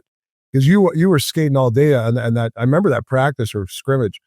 And then Cliff Fletcher, I swear to God, said, watch this guy. This guy's going to play in the NHL. So Cliff Fletcher was a huge fan of yours. And then Jans would get like the whole team after fitness testing. We'd all go to In-N-Out after to celebrate the fact that it was over. So that was the best. I love that meal. Oh, what a move by Jans, team leader. The best. Oh yeah. Talk. You got to be fired up, right? Like, we can go into kind of Vancouver and your decision to step away, but yeah, it was pretty evident the money out there, and then the opportunity made total sense for you to go to Philly with where they were at and the career you had there, but how exciting is it for you to be back in such a different role? I mean, we saw the video last year of the new locker room and what they've done and the excitement around the future there. So I'm wondering for you, like, it's got to be all excitement right now to get this thing going. Yeah, I mean, you guys know at certain points of your life, you get good situations, right? Whether it's leverage or not. I had a couple of teams, and and I looked at the Flyers, and I talked to Danny Briere, and then when I was allowed, when Vancouver gave me permission to really dive into the game plan, and I don't know if this is whatever you call it, rebuild. It's the third or fourth year, and they're sticking to the plan, right? I think next year they got $42 million in cap space. They banked up a pretty good. I don't know who the guys. It was on the Athletic. They had us rated the 7th best prospect pool. So there's a lot of things happening, and I kind of like the game plan. Obviously, they committed to me a 5-year deal. I mean, that's a hell of a commitment from them. Actually, I think that's the same as Danny and Jonesy. So we're all in it together.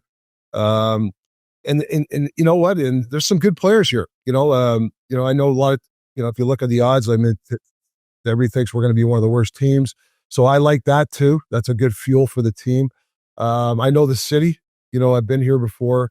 The only tag I hate is like people criticize, why are they bringing an old Flyer back? I've been gone for 25 years. Like, I mean, I've never been back, other than as a visiting team. So I try to tell those guys, I've been to other organizations stealing their ideas, and hopefully with the Flyers ideas, we can morph something into a winner. And obviously, playing with Danny B and Jonesy, like having that familiarity with those guys, like how much easier did that make the decision? Obviously you played there, but like you just said, that was a long time ago. Everything's completely different.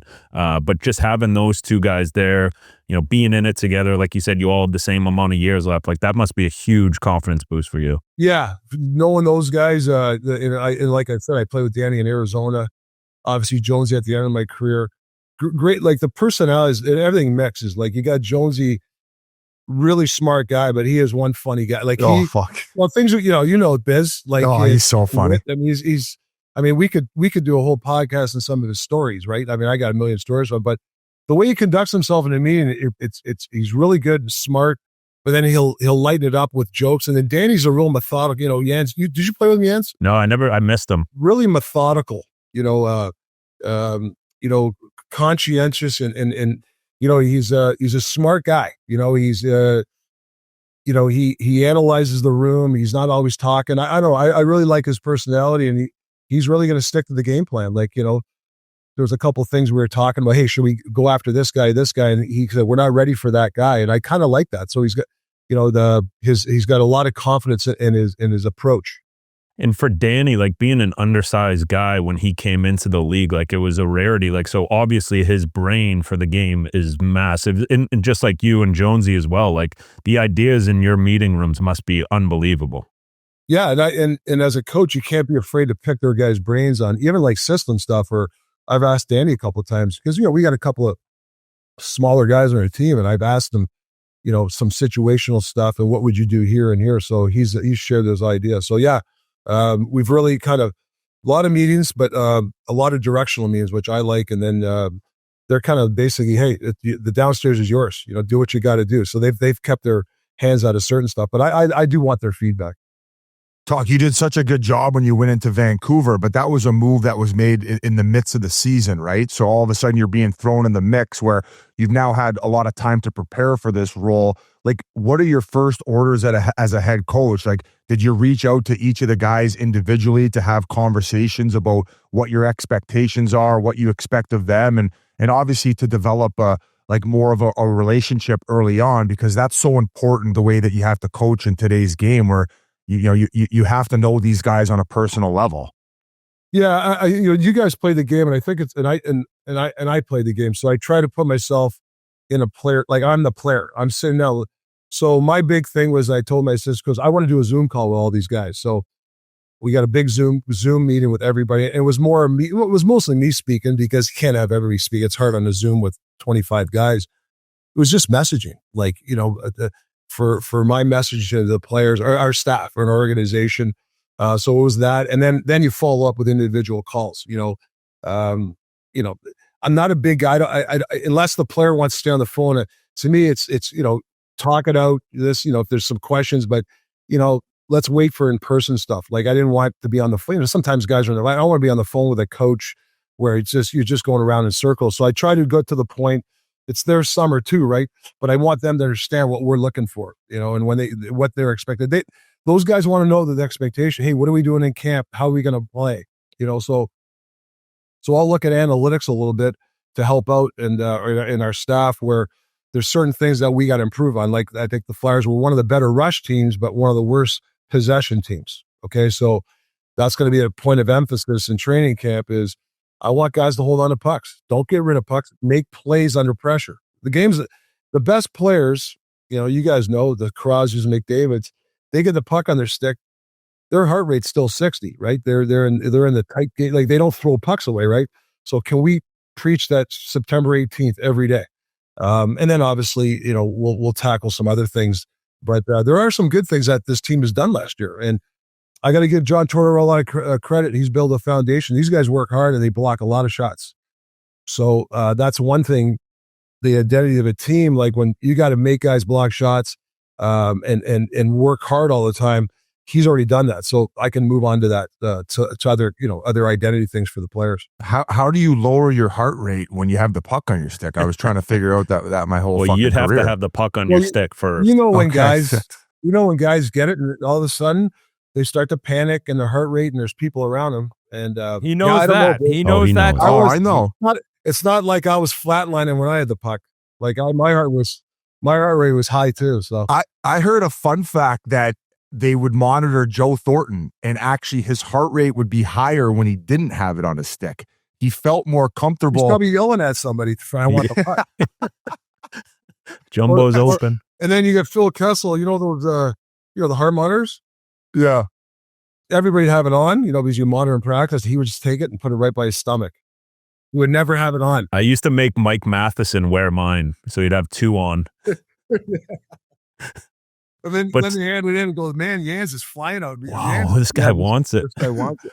But do you think that communication, because, we've talked about it at length, like when we came in the league, like there wasn't that communication with head coach, but for you being assistant for a while, like, do you think that helps your communication as a head coach now? Because I think that's a huge part of the game. Yeah. Listen, I was an assistant coach and head coach. Just because you have a title, right? You're a head coach. Now, you're assistant coach, you're different than a head coach. Why? I get you have to make bigger decisions, and I get all that stuff, but you're still the same guy. You can still talk the player the same way. I think sometimes coaches, they get a title and it's, they're more standoffish. I don't believe in that way. Everybody, we're all in it together. It's a part. I know, Biz, I always tell you about it. It's a partnership with the players. That's the way you got to coach, right? They got to have a voice.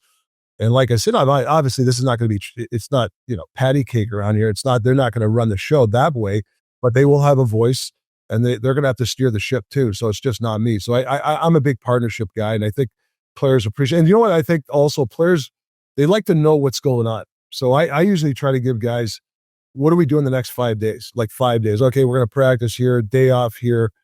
We play Jersey tonight. And the practice before, we're going to work on, Jersey's a good rush team, so we're going to work on this. It seems like you get more out of a player when you give them that information.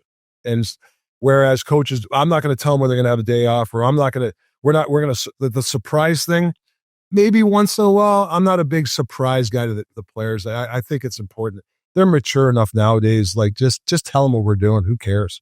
And I saw you guys added Todd Reardon in, right? Yeah. And like, how do you go about, getting the job and then deciding who you want as assistants, how you're going to hire guys? Like, how does that all come together? Yeah, great question. Putting your staff together. So I'm a big teacher guy. So I wanted guys that are they're gonna maximize players' talents. So I got, if you look at Reardon's track record, he's done a great job with defense. And Matt Niskanen played. Some of his best years were under Todd. His last 5-6 years. He was actually with the Flyers, and he kind of abruptly retired. He had a great year the year before. And you go down to Chris Letang. I talked to Chris Letang about him. Brooks Orpik, like there's a lot of young defense that really helped. And I like the way he teaches the D, the slide, confronting at the blue. And there's technical things I like about him. And he's a former head coach. Then I got Jay Verdi out of Detroit, another teacher. He was with Tucson when I was in Arizona. The Connor Garlands and those Kellers, all those, even Phil Kessel loved them when he was there. Then I got Yogi, our skills coach, who I promoted him, another teacher. So I'm getting guys that are, they're coming in every day excited to teach a player. They're not coming in here motherfucking players. You got to be careful when you get coaches and they're like, the next day, this guy can't play, or you need a guy that's going to go in and say, I got him today. I like those type of coaches, and it helps me too. They build relationships. Is there anyone who's got to help you translate with Michkov? Yeah. I mean, I'm assuming his English is still very broken, and Yes. That's obviously going to be a challenge and an expectation from not only the organization but the fan base, because this is kind of the one guy who's giving you hope right now. I feel like a lot of focus is on him. So what's your approach with him? Yeah, so we got Zamula here, who's a Russian. He helps out, but then they got an interpreter here, a Russian guy, Slava. Jonesy's pretty wired in with some of the Russian people, and so he's around the rink. It's funny today. I saw it, Michkov, and I was talking to him, but the guy wasn't around, and he was just nodding yes, and I'm like, I don't even know, I don't know if he understood what I was saying. But he's apparently he's got a great personality, this kid, and I got to work that out. I got to figure out how to do that. And I said to him, and I told Zamula to him, he's been in Russia for 2 months. You get a little rusty, eh? Because I think he was okay when he was here, but then you go away for 2-3 months, you don't speak English, and now he's rusty a little bit. So yeah, it's something we're gonna have to really. A guy like him, I think he wants information, so we got to get that translation going. I don't envy the spot of, for you as a head coach with a guy like him. All right, I want this guy to be creative. I want him to do what makes him so great with the puck. I need him to be responsible defensively. Where does the rope go? I'm going to give him a couple chances here, and at some point, I got to sit him down or talk. You know what I'm saying? How it depends on each player, but how do you end up kind of reeling in a talent like that to make sure he isn't cheating the game defensively? It's a great point. I know listen, the guy, he makes things happen when he has the puck. I can't take that. I can't take his stick out of his hand. I got to let him do those things. He just got to understand he's got to be calculated, right? So we actually put some stuff together, and I'll sit with the interpreter and say, hey, here's scenarios that, there's great scenarios where he's trying to beat a guy. Yeah, the guy strips him, but we're okay. We still got people back. I want him to do it again. I got no problem with that. And there's some times where, he's by himself. There's 4 guys. We're changing.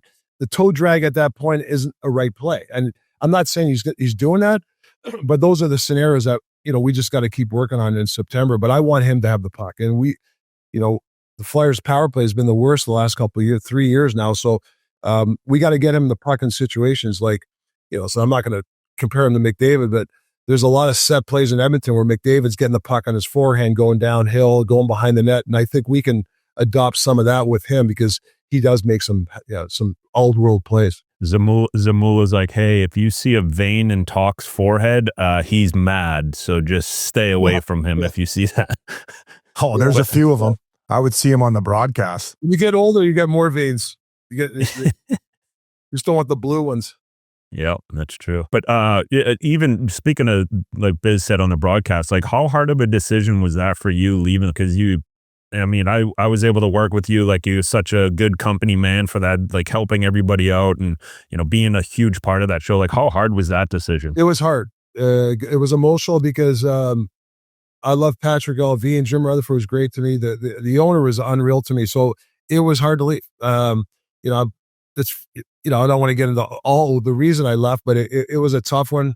I mean, they stepped up. They offered me a good amount of money, a 5 years. So they did what, I thought was very, very fair. So, it's something I, personally wanted to do something else. And I believe that team's going to be good. I think it's in good hands with Adam Foote. I think he's going to be a hell of a coach.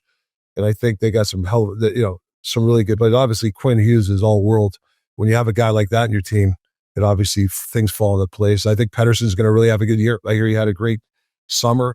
and then you got a healthy Demko and Lankinen. Probably you guys, right? Top 3-4 goalie tandem in the league. With that defense, they're going to be in every game. So they're in good shape. You know, they'll be fine. Did you mean him leaving the TNT hands originally? Yeah, that Oh, was TNT. great. I That thought was you meant great. Vancouver. No, I mean you answered probably my next question there. But Well, how the was it? TNT was tough. Really, it was really. I mean, you know, you can ask Vin. It's a family, and as you were there. I mean, the way they do things, it's a lot of fun. And you know, you stay in the game, right? You're visible, and you get to comment on the games. That was a lot of fun. Actually, I saw Gary Bettman the other day at the coaches and GM thing, and he was complimentary. He said, you know, he really likes the TNT, and he liked what, you know, when we did the stuff there, and still likes it. So when the big guy likes it, that's a good thing, Biz. I know he. I tell him that we were laughing. I go, We're text buddies. I know. Does he send you emojis like me? No, I get no emojis. We're part of the emoji gang. Oh, yeah. Getting away from hockey a little bit, what did you do this summer, like to decompress and get away? I mean, it was probably a little bit of a stressful year, like having to make those hard decisions to end up moving on from Philly. You win the Jack Adams with Vancouver, and then obviously there was, you know, the JT Miller Pedersen stuff, which I'm sure just was like, by the time it was all said and done, you were like, God, fuck, this was just a headache. I finally, I was supposed to go to Greece the last 2-3 years, so I went this year. So my son booked it all, went with his girlfriend, went to Athens for a couple days, and was in Mykonos for 9 days. And Ooh. so just, all I know is I can't party like I used to. That town is crazy. And hung out with my son and his girlfriend a couple nights. And my niece, she lives there, and did a couple of 6 a.m.ers, and that was it. I'm done. I think I'm done for about a year. How the fuck did you even make it that late? That's They Mykonos. start partying late, right? That's Mykonos. That's the way it is there. Were you getting the sparkler, celebrating the new contract? Like bring out the big bottle. Bring out I the have the big bottle. sparklers, but I know the credit card had to come out every time. Oh, That's the only thing I had to pay. That was an expensive trip, but no, it was fun. And I'll tell you what, the food's great there. That Mediterranean food is excellent. Nice island. Athens is actually went to the Acropolis, the history of the government, all that. That was pretty cool. So we did all that stuff. A little education too, just not partying. Can you describe it a little deeper? Like you remember what you heard on those tours? Did you absorb all that information? Yeah, I mean, it's just the history of it all. You know, the Democratic, how the Democratic government, how it kind of originated there, right? I mean, you put me on the spot. I'm not that smart. I mean, I can't. Me neither. That's why I'm asking. Well, but it was good. I mean, I went to the museum, and you know, stories about the what do you call it? Oh man, Where's Slava when we need him? Yeah. I need an English Slava. Anyways, it was good. I learned a lot, Biz. Yeah, right. You were still hungover from the 6 a.m. or like, get me the fuck off this tour. Yeah. I don't give a fuck what this tour guide has Also, to it was say. 105 degrees too. Are you a guy who, a coach who gets in like real early and then crushes a workout before every practice? Like, remember the coaches on the treadmill as you come in, you're like, oh shit. Are you always getting workouts in or no? I switch it up. You know, I'm a switch up guy. Like I tell her, like, I'm not a guy, like, I don't tell her, like, I hate when guys, you know, I know a couple of coaches told me in the past, you know, the head coach wants them there at 6:30 in the morning. Like, just get your work done. You know, if you want to come in at 8, I really don't care when you come in, get your work done. When it comes to workouts, sometimes I work out before or after, and then sometimes in game day. So like I did it in Vancouver a lot. Say we had a Tuesday night game, you know, after the game, you do your routine, and then everybody leave. I'd go work out. You know, you're not going to go out, right? So you just go out, then you take a steamer after, do the cold play. So it's 11:30, 12. You go home, sleep like a baby, right? Because after a game, you get jacked up even as a coach. So Yeah. I would work out after a game when guys were gone. Wow. I was just going to say, you guys, I believe you just had the, the Olympic thing for Team Canada. How was that? Were you guys, Orientation. all the coaches? Yeah, the orientation. Good word. How was that? Obviously, being around great minds is always fun. Yeah. So the first 2 days of the coaches, and we talked about it, responsibilities, like, you know, who's doing what. And then we talked about, and then the GMs, we had meetings that night about roster. That's really cool. You know, you have like 45 guys there. I mean, names up there, and you're trying to put, and people are voting where they're at now. That's really, You know, it's funny. It wasn't like this guy had this guy way here. Everybody's pretty well on, but there is some good debates. You know, do you get a couple of these young guys? Do you get rid of some old? Like, there's really good debates with the GMs, and you got to do your homework, right? So that was cool. And then you go through the what's expected. In Milan, the travel, how we're going to get to games. Are we going to stay at the Olympic Village, or are we going to stay at a hotel? Like, there's little logistic things. We had a guest, a speaker talked about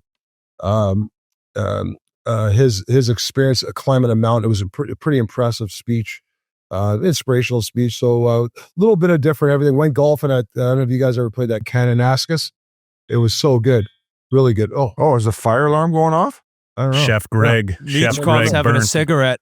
Is that around with you, Yans, in this place? well, Chef Greg burning something in the Wait, kitchen, He's probably. just in there too. Jonesy's Yeah. smoking a bowl. Hey, by the way, I went Him to and look. Danny B, Danny Yans's Bong. old, Yans's Danny old, Bong rips.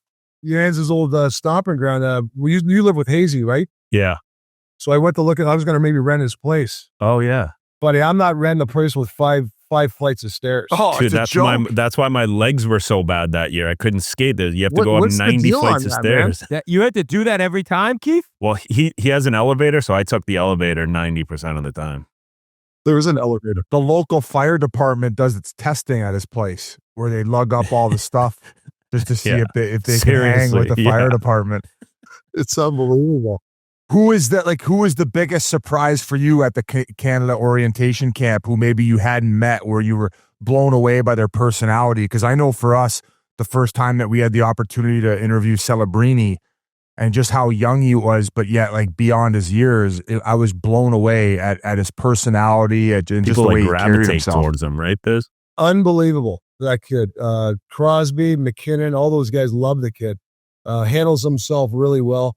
You know, the guys are like, who's really, I didn't really know this. Scheifele, he came up and talked to me. He could right away, he's picking my brain on stuff, asking me, hey, this, like, it was pretty cool. I had a good conversation with him.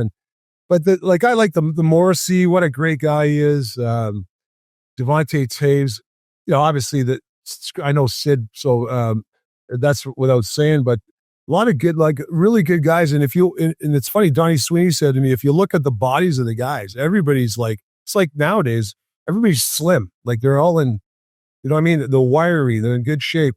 You have the guy like Sid and those guys, and McKinnon, they got the big asses and stuff like that. But a lot of the guys, they looked really good. Like we didn't go on the ice, but you could tell that they're dialed. Without being around the team yet, who have you been kind of told is like, not necessarily a leader in the room, but a personality in that room? Like, I assume Zegras might kind of insert himself that way, knowing him the way I do. But are there any guys you've been told kind of keep it loose, stuff like that? TK. Yeah, Konecny's a funny guy, and he was well liked in the Four Nations and for a funny guy. Sanheim, a well liked guy. So thank God, two of our guys everybody loves.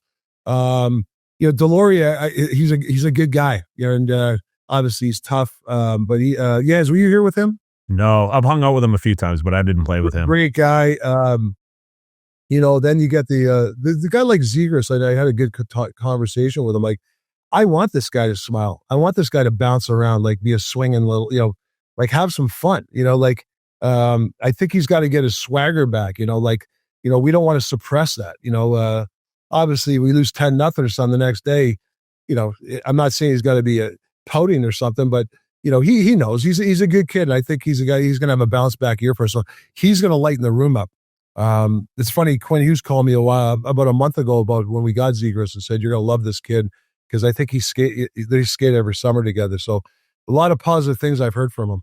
He's unreal. Yeah, great personality. What about when he tries the Michigan for the first time? Are you going to tell him to shove that up his ass? Remember we talked about that was it 3-4 years ago about that? Yeah, the Michigan. So here's my thought. If that's the best way for you to score, do it.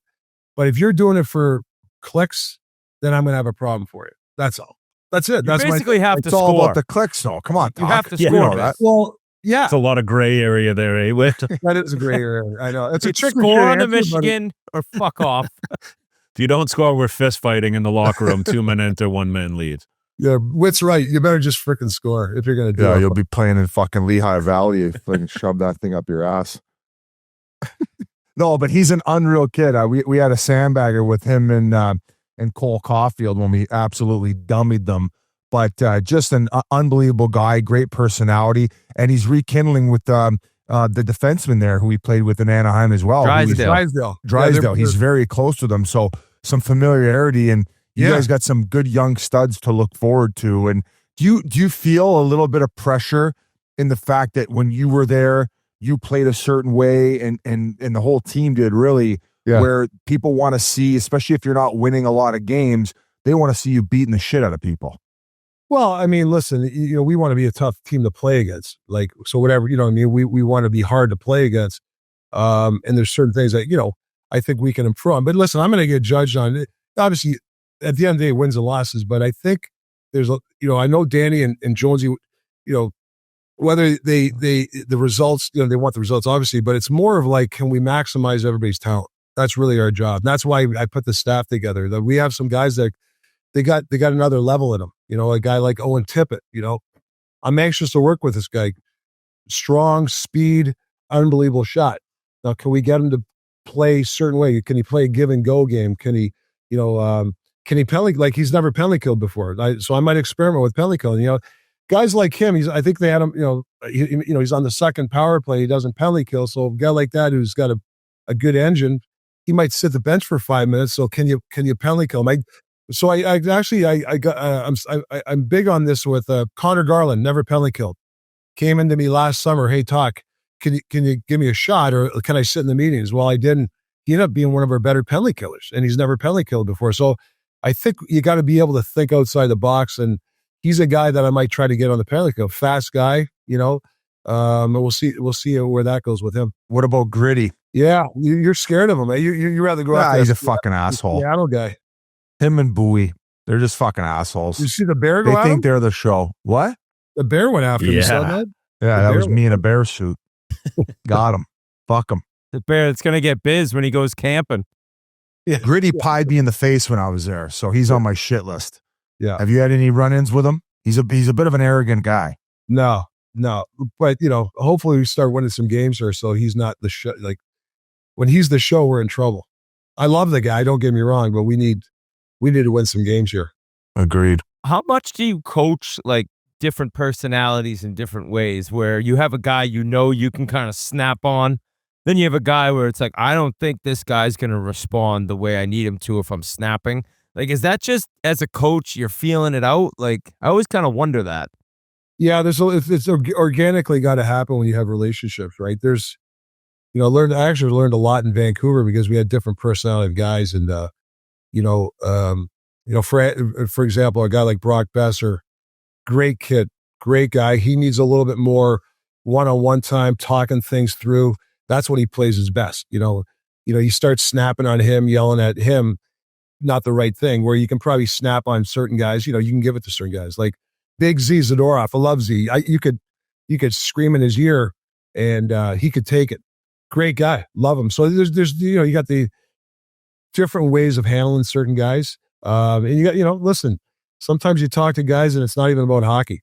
They're human too. They got issues off the ice sometimes, and you got to talk it through, and, and you got to understand that too. So you got to help them out. I was just going to say, like, you touched on a little bit, just the expectations of the fans in Philly. Like, they're, playing there, it's like, even if you are in last place, like, they're still booing you if you're not scoring on the power play. They're like, they're ruthless. Like, as bad as it sounds, they're ruthless. They care about, and it's all sports, not just hockey there. But is there something that, like, you have conversations with your players? Like, because I remember reading guys' Twitters after game, and it is bad. Like, is there conversations nowadays where obviously it wouldn't have happened before, but you're like, hey, I'd rather you guys not on social media, stuff like that, like little things that you have to deal with nowadays as opposed to 20 years ago? Well, I'm an expert now. I survived Vancouver Twitter. If you can survive that, that's like climbing the mountain. They're tough. So they're fucking miserable. Well, you got to remember too, like, it's not a good thing, but we're trying, like, the Eagles, they're the Phillies, right? They're up here. They're winning, especially the Eagles. I mean, they run the town, right? We're on the back page. So how do we get to that level, right? So there's going to be a process to get it. outside noise. You guys know. You guys played. I mean, you got. Do you really want to listen to some guy in a comment? You guys get it yourself. Like, you're gonna read some comments. Biz, you went through it the whole. With these Twitter guys. Like, why even engage with these guys? Why read it? And I think that's really one thing. Don't read the comments. Hey, listen, you want to read your press clippings? I don't care, but why read the comments? Like, who gives a shit? That's what I think. But you're right. They're tough, yes. But I think if you can give them a brand of hockey where it's a team that works hard, and you listen, you got to be. You can't just be a dump and chase and just hammer guys. That's not going to work either. It's got to be a creative team. And I think we have some players that can supply us with that. So I think if you give them a good brand of hockey and a good night's work, I think they'll respect that. We got a long way to go. We're on the back page. Let's just face it. And what are we going to do to get back on top? That's going to be the hard bit. There's the Eagles and Dallas game right now, right? They're playing tonight. I mean, that's the biggest show in town, right? So, can we get to that situation in a few, whether it's a few years or whatever? That's our goal. You going to the game tonight? Well, actually, I got a buddy of mine, okay, who's got a box with a bunch of Dallas fans and buddies of his, and I'm like, I'm not going to that box. I can't sit in that bar. Imagine you on the big screen there. You and Jerry You'd Jones. be on the front page though. Front page, I'd be tarred and feathered on Broad Street. Like, no chance I'm going. But I'm not really a Dallas fan. I mean, obviously I want the Eagles to win, but no, I'm contemplating going, not on the box, just going. So I'm not sure yet. Were you rubbing elbows with any other athletes around town when you were playing there? Like, who were your guys from other teams? Like, who were the famous guys? Was there anyone for like the 76ers? Like, was Barkley there when you were there? Oh yeah, Charles. That was my man. We used to hang out all the time. He was the best. Charles, Jim McMahon was here. Actually, Randall Cunningham a couple of times. Guys, those are the old guys back in the day. But it's funny. I get the job here, and Rob Thompson, the manager of the Phillies, he's Canadian. He's from Sarnia, Ontario, and he was blowing my phone up. Hey, I want you to come down and blah blah. And so I took the whole coaching staff. We had coaches meeting 2 weeks ago. Went in the office, hung out. This is like before the game, like 15 minutes before the game, right? You guys been there, right? So baseball's kind of a joke. They played cards with the country club. manager and stuff. Oh, guys were drinking. Oh yeah. So we're in lock. It was awesome. The owner gave us his box. We're in there. They got this presidential like lounge, ate there. Like, it was awesome. And he said, anytime you want to come down, take back. I guess we can go batting practice here next week, or if we want. Oh, I'd love to see that with your fucking range of motion. Looks like my golf swing. Talks whiffing. Listen, you wanted me to get that video? Scraps the pitcher. That skills thing outdoor. You want me to get that video back? Yeah, fucking get it. Let's get the boys having a chuckle. He worked Bedard this year outdoors, Talk. Yeah, I did. I was snapping back draws on him at the Winter Classic. Talk, back when you played in Philly, like the Spectrum, which I got a chance to play in against the Phantoms for the AHL, great old school building. But then the Vet, where the Eagles and the Phillies played, right? That place must have been sick to go to a game. They had a jail in there, Biz. What? Oh, they have the jail in there. Oh yeah, they got a judge and a jail on game day. So if you act up, they get you. You go downstairs and you get booked right there, right? Whit, right there. Right, but it must have been awesome going to games there, Eagles games in the 80s. Well, if you went to the Spectrum, you had a Ranger or Devils jersey on. I hate to say it, you're not walking out. Yeah. And then I went to the Vet one time. They were playing the Giants, and we're in nosebleeds, but I don't know how. Maybe I couldn't get tickets. But we're in the nosebleeds. The guys with the yellow. The security guys back then wore these yellow kind of pennies or whatever, you know what I mean? And these guys are making $2 an hour. And how are they going to break up a fight? Like, these guys got no shot. And it was like, it was a free fall back in the day. But that Spectrum, like, I've been involved in hockey, probably 40 years. That building to play in was the best. That and the Boston Garden. I mean, it was just, it was a bandbox, man. It was probably and the fans were on top of you, like the old Buffalo Odd. You were on top of the bench. It was a great place to play. The fan interaction was wild. But the Spectrum was the best. They'd be throwing change at players on the other team. Like, what was the craziest thing you saw at the Spectrum? You ever see a like an away player and a fan get into it? Oh man! Well, you saw Ty Domi, but he was chucking in the penalty box with that guy. That was there, or is that the new barn? No, that was at the new building. I think. Was that the new building? Yeah. Oh shit! Because I remember was it Wachovia? I'm sorry, Wachovia then? Wachovia, yeah. Well, yeah. I mean, there's anytime you see visiting team, the fans, they're getting pummeled. But yeah, I was really lucky in junior. My 3 years in junior, and I think my first 7-8 years in the league. That 11-year stretch, I was on tough teams. So it's actually kind of nice when you got about 8 deep back that can handle stuff. So yeah, that was a lot of fun back in the day. Biz, I was at an Eagles game and the punter was like warming up before the game while they were doing the anthem. He was just kicking balls, whatever. It must be like guys do that.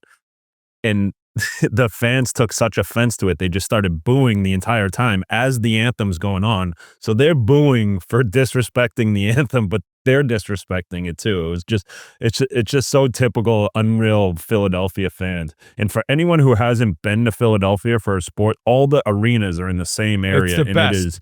It's the way every city should be. Right. I know. Talk. What was your fondest memory as a Flyer? Oh man, that's a great question. Well, there's a lot of them. A game 6 against Edmonton, against Gretzky. I mean, that team was stacked, and we beat them. JJ Dania scored late. That's the loudest building I've ever been. I played in some big games, and that's the loudest I've ever heard a crowd go. I would say that was a big moment. Some of the playoff games were epic. We didn't win there, but we got to the finals a couple of times against Edmonton. Rod Hextall scoring that goal was pretty cool. That was he the first goal he scored? I think it was that. I was just going to ask you that. I think it was the first one, like legit. I think maybe Billy Smith touched it and one of the other guys threw it down and scored, but it legit, that was pretty cool. But just the bond of the players when I play with, it's probably the closest group there. I actually just went back. We had a reunion, myself, Murray Craven, Scott Mellamy, and Craig Berube.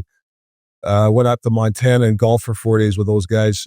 Was almost like an 80s reunion. It was pretty fun. Oh, wow. Golfed for 4 days and, had some fun. Stayed up till 6 a.m. I heard stories that like you guys would, you had your local watering holes like everyone did back in the day where you guys would be hanging with fans and going, like, are any of those places still there that you're hanging out at Broad Street? Yeah, not as much, but so there used to be a place called, it used to be Rexy's back in the day. That was like the Bobby Clark era. And then when I got in there in the Brad McCrimmons market, we'd go to this place called Kaminsky's, and that was a big watering hole for us. But then the transition of the Bobby Clarks and the Billy Barbers and Paul Holmgrens, they would be there with us. So we hung with those guys. Like, oh, wow. Bobby Clark was my GM. At the end of the year when we lost or wherever, the playoffs road, he would come out with us. Like he was actually at the Kaminsky's having, a beer with us. I thought that was pretty cool. That's the way Bobby Clark was. He didn't really, you knew he was the GM, you knew he was the boss, but he never acted like, I really respected him about that. And we knew the pecking order. We respected him, but I thought it was kind of cool him hanging with us and coming out. But that was a place. Yeah. I don't know where guys hang out now. I think there's about 8 or 9 guys that live downtown. You would have a better idea. You played with Coots, right? I'm not snitching on them. No, I know you'll be there trying to find them. How many guys are here when you play? Coots, TK, Sanny, Nick Sealer. Wow. So you'll love Seals. Seals is the best. Yeah. So you got some guys here. Owen Tippett. Oh, wow. Okay. Yeah. I played with him in Florida and Philly. So yeah, you'll love all those guys. Nick Sealer is one of my favorite guys of all time. Favorite teammate. You will absolutely love him. I heard Go a lot through about him. I heard a lot about him. I've heard this team and is really close, like a really close knit bunch of guys. So yeah, which is hard to do when you're losing too. So if you can have that, like that's probably one of the biggest steps to get to become a winning team. And if you already have it, that's hard when you're losing. It really is. You're right, Whit. It's probably the hardest thing as a coach. If you're losing, how do you keep guys together, and how do you get them and stay on the same page? And I know it's an overused word, the process and stuff like that, but if you do the right things every day and everybody buys in and the coaches and the players have a partnership, you have a better chance of getting out of the hole, I think. My advice would probably be don't use the trust the process tagline in Philly. I feel like that one was maybe used up a little bit too much by that Embiid. You're right, Biz. Embiid. But I need another thing. I've been saying it. Like, what's another word for process? Give it to Michkov. Yeah. I don't know. But you know what I mean? Like, I can't. Yeah, I've used it a couple times, and I said I can't use it here, man. The Sixers had that the whole time, right? Yeah. So I don't know. I got to think of some kind of different messaging for sure. I had one more serious one. You're a pretty big self-evaluator. Like, you're always, in your head thinking about what you can improve on.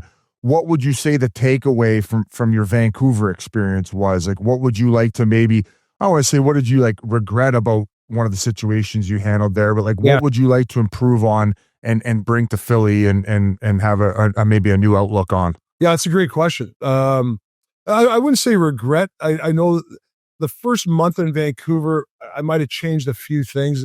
Like the hindsight's 2020. I think I actually should have been a little bit harder that training camp and after training camp. I mean, we had a really good year the year before in the case that, we turned things around. We lost in game 7 with 3-2 to Edmonton. So a lot of good positives were happening, but I think I think we were a little loose, and I think maybe I could have stopped the lose. Maybe not. But you want to give guys rope. I could have stepped in maybe a little bit early and been a little bit harder. Maybe that would have helped. And then another thing is, I think we were a really good team at what we were good at. And I started kind of listening. Well, we weren't the greatest rush team, even though we on our opportunities, we'd score half decently. We weren't bad in the league that way, but we weren't the greatest rush team. And I kind of read into it too much. Then all of a sudden in training camp, all we did was rush drills, and we did all these different drills, and we got away from who we were. We were a really good team without the puck, and we were a damn good forechecking team, and I went away from it. I think that, so I think, Biz, to wrap it up, sometimes I got to stick with who you are and conviction. I kind of went away from, I kind of listened a little bit the outside noise. It's something that I preach to everybody. Who gives a shit what everybody says? So those two things probably have been a little bit harder, and probably should have stuck to what I believe, or the staff. It's not just me; it's the staff. Everybody, we're all in it together. That was your first experience coaching in Canada, if I'm correct. That's a whole different beast. Is that really hard, and how you have to navigate with the media? And we talk about relationships with the players. Like, you're trying to respect the fact that those guys have jobs to do too, but maybe they tend to nitpick, and it's just like, it becomes exhausting in its own right, where maybe it takes a little bit of focus off what you're trying to do in the locker room. If you're going to coach in Canada, you really it's almost like you should talk it out and talk to people the best way to do it. Like, I kind of went in blind, but like Adam Foote's going there, and I gave him some advice, and I talked to Craig Berube about Toronto. You kind of, you talk to certain people on how you handle that. You got 25, 20 guys every day, right? Report anywhere from 15 to 25 guys every day. They got podcasts, 7-8 different podcasts every day, nitpicking about Vancouver. And I'll be honest with you, about 80% of those guys are good guys. I mean, really, as in, listen, you got to take the criticism, you take the good with the bad, but there's the odd guy that I've had to pull to the side. And, I did pull a couple of guys aside. And it was cheap shot journalism, what I thought. One guy went down a river that was just asinine, and I'm a guy that can't let it go. So we had to talk about it. I was pissed, and he was nervous, I'll tell you that. But once in a while, you got to do that, though, right? You got to do that. Like, I don't like doing it in front of the, I don't want to bark at the guy with everybody. I think that's grandstanding. But pulling guy aside, say, hey, that's bullshit. Why not? You just got. Did he respond well? Was he like nice about it, or did he try to probably double down? Well, he tried to say he meant it this way. He was totally wrong, and but he apologized, and I said, and I said to the guy, you know me well enough. Grab me to the side after a scrum. Hey, why did you do this? And I don't want to get into why, because you'll probably figure out who the guy is. And I'll tell you, like, I'll be honest. Yeah, this is the reason this happened. But he tried to paint it like it was, we're disrespecting the player, and the management was everybody was disrespecting the guy, and it was like farthest from the truth. And the guy he was talking about, we had I love the guy. The guy loved me. We had a great relationship. So my point is, don't be afraid to pull a guy to the side. Just don't, just don't embarrass him in front of the media. I think that's what you got to do. But Yeah, listen, and another thing, how can you complain? You're getting 24/7 coverage, right? Other cities don't get much coverage for hockey. We're getting 24. So how can complain? And they're filling the seats. I mean, obviously the media's doing a good job of creating interest, right? Biz, you live there in the summers. You know the way it is in Vancouver. And guys, you played there. Great place to play. Risk reward. I'll tell you, if you can win that place, isn't there? Oh my I God! believe there's a plaque at Arthur Ashe Stadium, and it might have been a quote that is it pressure is a privilege? Yes. Yeah. And I guess like you gotta look at it like that, right? It's like there was a reason you're sold out every night. We just went to the second round, and it was like they acted like we're in the finals. Like, I mean, that people are like Surrey is a kind of a smaller suburb. I don't know, half hour from Vancouver, and in game days they have a Surrey party during the game. Like there's 2 streets, and they'd have 20,000-30,000 people just on the streets watching the game. And this is like a half hour from the stadium. Yeah, home of the Surrey Eagles. I went there to do a little thing with Scotty Gomez. Oh, you did? Oh, yeah. We went and trained with the kids. So that's like, I don't know. It's probably good. You guys, I'd like to hear or for another podcast. But what cities would have the best if you won would be the best, like where the turnout, the passion, and all that stuff. I mean, a lot of cities can claim that, but for hockey, Vancouver for me has got to be in the top 5. I know Philly will be. I mean, Philly had, what did they have, 2-3 million people when they won the Stanley Cup? I mean, I'd put Vancouver in there with Philly for sure. Yeah, Montreal's another one. I don't want to admit it, but Toronto would be bananas. It would be fucking ridiculous. Of course. Biz would be on a float naked, the leaf on his chest. I'd have a bottle of Pink Whitney shoved up my asshole, just butt chugging it. Yeah, let's go, boys. Woo-woo. Got NHL head coach. This is Biz, and you know him just as well as we do. You got any good Biz stories from your time with him at TNT? Well, we might have talked about it, but I still remember the time me and him were arguing, like we couldn't get over. Remember, Biz?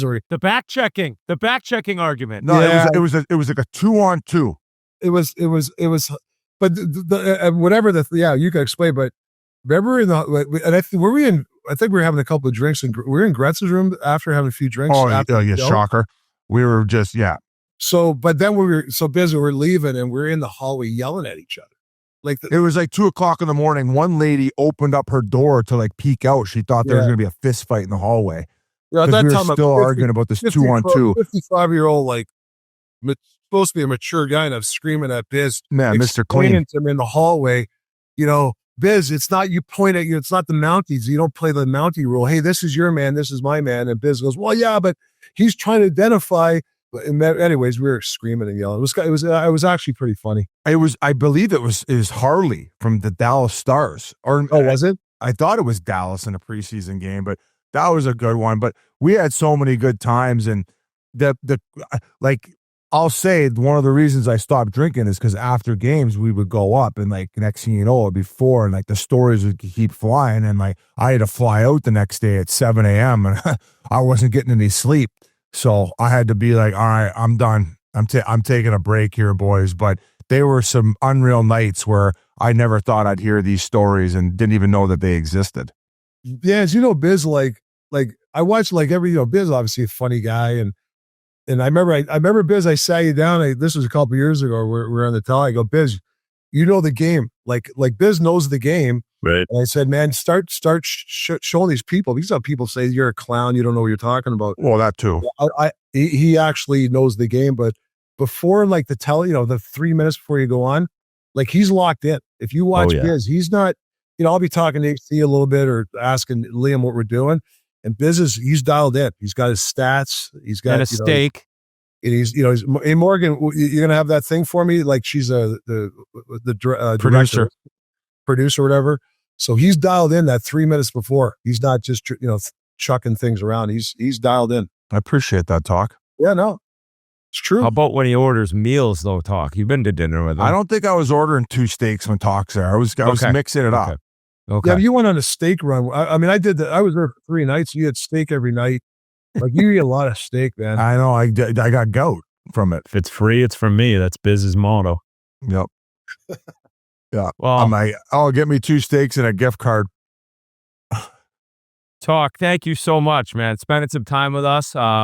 Should be exciting. Flyers fans, I know, are very fired up when you took that job, and it'll be exciting to see where the team goes. And it's nice to have that long contract that you mentioned Jonesy and Danny have as well. Like, do it all together. And I guess my last question would be, like, when it comes down to lineups, like, that's on the coach, but Right. how do you talk to Danny about, like, what he wants? Is it, hey, that's kind of my thing? You know what I'm saying?